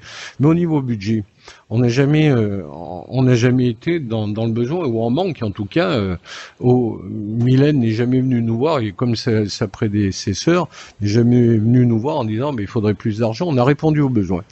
C'est vrai que la précarité, nous on s'est toujours dit depuis quelques années, quand on entend les gouvernements qui disent que la précarité va disparaître, toutes les actions sont menées, en tout cas pour réduire cette précarité, on pourrait quand même être en droit de dire que cette précarité va baisser. Et pourquoi augmenter un budget quand normalement toutes les actions sont menées par d'autres collectivités pour baisser cette précarité-là? Eh bien, aujourd'hui, on s'aperçoit qu'avec effectivement toutes les conséquences de la Covid et puis de la sécurité sanitaire, eh bien cette précarité peut-être effectivement augmente, et c'est ce que fait ressortir l'étude menée par Mylène. Eh bien, on va faire face, on mettra le budget qu'il faut en face, mais l'argent, on le met là où il y a besoin. On ne va pas mobiliser de l'argent à un endroit où il n'y en a pas. Et c'est notre rôle aussi. D'ailleurs, c'est un rôle difficile parce que, encore une fois, c'est dans nos choix. C'est-à-dire, justement, dans le budget, il va nous falloir il y a une nomenclature qui n'est pas pour rien. Il faut affecter juste le montant que l'on prévoit en dépenses sur l'année, voilà, en fonction des recettes que l'on va avoir. C'est pas la peine de gonfler, et c'est là qu'on dit qu'un budget justement sincère, c'est quand on prévoit juste la somme et qu'on la dépense cette somme et qu'il nous reste pas de l'argent que l'on bloque. On sait que l'argent est rare et cher et qu'on doit l'attribuer juste là où il faut. Il y a tellement de demandes dans une collectivité qu'on ne peut pas faire des choix et bloquer tout sur une action. Il nous faut répartir cet argent le plus justement possible, et c'est ce qu'on a fait jusqu'à aujourd'hui, notamment sur le CCAS. Après, moi je suis quand même étonné que sur un débat d'orientation budgétaire, on soit si mobilisé sur la parité femmes-hommes. Moi je veux bien, mais je vois pas bien ce que ça vient faire d'un débat d'orientation budgétaire.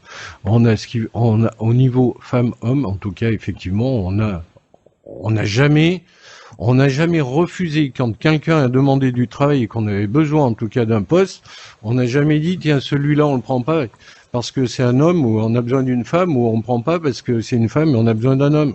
Au contraire, c'est malheureusement dans la collectivité, il y a des métiers qui sont dits de femmes. Quand on regarde à la crèche, les puéricultrices sont des femmes. Et pourquoi il y aurait pas des hommes? Et c'est pas nous, collectivité, qui allons intervenir pour dire non, il faut qu'il y ait des hommes aussi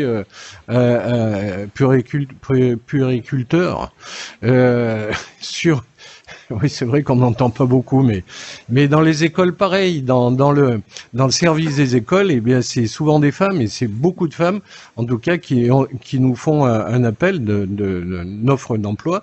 Mais nous, on aimerait bien qu'il y ait une vraie parité dans toutes les échelles, en tout cas de la collectivité. C'est difficile de trouver des employés quand on a besoin et on prend, eh bien, effectivement, le meilleur, celui qui correspond, sans faire de discrimination, homme ou femme, et c'est ça qui est important, voilà, dans notre, et assassinage, les femmes, eh bien, puisque c'est dans la collectivité, et là que le débat d'orientation budgétaire pourrait être intéressant, c'est que les femmes, le constat, effectivement, c'est qu'il n'y a pas de différence sur les salaires entre les hommes et les femmes, que les hommes et les femmes sont payés de la même manière, contrairement à d'autres structures, et peut-être privées ou d'autres, en tout cas que je ne connais pas, et malgré ce que j'ai lu, mais en tout cas dans la collectivité de Sassenage, il n'y a pas de différence sur les salaires entre les hommes et les femmes. Et ça fait partie du débat d'orientation budgétaire, et pas sur la quantité.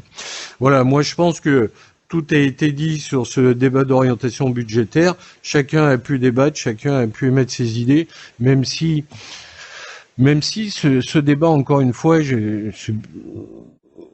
l'ai dit et je l'ai dit en début, c'est-à-dire que c'est un projet, des idées que nous menons et que nous soumettons, en tout cas, à inscrire sur le budget. Le budget, ça va être le moyen de financer nos idées, quels moyens on va mettre pour arriver à réaliser les idées qu'on vous donne ce soir dans notre débat d'orientation budgétaire, donc dans notre rapport, pardon. Donc ben voilà, il faudrait, nous on vous donne les nôtres et j'ai peu entendu effectivement, comme je sais plus qui l'a dit, mais je crois que c'est Mohamed, on a peu entendu en tout cas de projets, en tout cas de suggestions, et les projets que vous nous avez donnés, les suggestions, ça pourrait être, ouais, Jérôme Boetti aussi l'a dit, ça pourrait être effectivement, vous avez vos idées, et il faudra les marquer, sauf que nous, on va vous les chiffrer. On va vous les chiffrer avec le budget. Il faudra que vous aussi, vous puissiez les chiffrer. Et encore une fois, on est là pour faire des choix à un moment donné. Et ces choix sont importants en fonction des moyens que l'on a. Voilà, tout a été dit. Donc, je pense qu'on peut entériner et constater que le débat a eu lieu. Je vous en remercie. C'était intéressant. En tout cas, on a tout noté. Et on sera amené à en reparler sur les idées qui ont été émises par les uns et les autres. Je vous propose de passer à la délibération numéro 2 qui concerne toujours les finances avec délibération qui est demandée par le service des impôts. Et je passe la parole à nouveau. C'est la soirée de Daniel ce soir. Ouais. Donc oui, effectivement, c'est une délibération. C'est effectivement, ça a trait à l'immatriculation, donc au service des impôts des entreprises. Pour cette TVA auprès des services donc des impôts des entreprises avec un préalable indispensable pour que la TVA puisse être décomptée sur les titres et mandats. Sans cela, on aurait un rejet de la part des services des impôts. Il faut donc prendre une délibération en ce qui concerne cet acte relatif aux ventes immobilières, c'est bien entendu ce qui est le sujet. La commune devra ainsi faire aussi, monsieur le maire fera le choix lors de l'inscription à service des impôts et des entreprises du paiement de la TVA sur le ou les biens achetés ou vendus.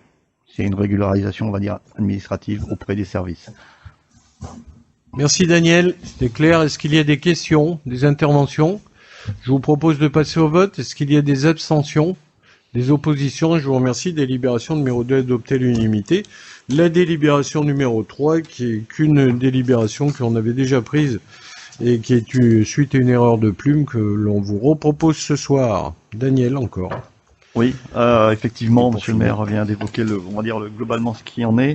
Effectivement, lors de la séance du conseil municipal du 16 décembre 2021, on avait délibéré sur l'ouverture du cadre des crédits en investissement. Je rappelle que cette délibération qu'on avait prise donc en décembre 2021 et donc cette petite modification aujourd'hui permet d'engager et de liquider les dépenses d'investissement ouvertes au budget de l'exercice précédent.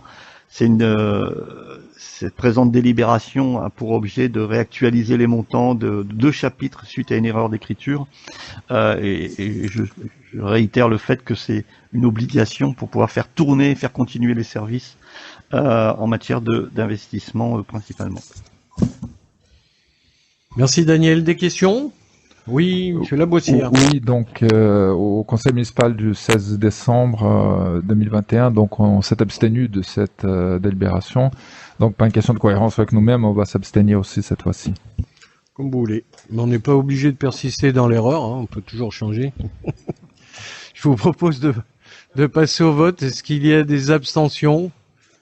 Oui. Des oppositions? Non. Merci, la délibération est adoptée, moins 8 abstentions. Nous en avons terminé avec ce conseil. Je vous remercie en tout cas.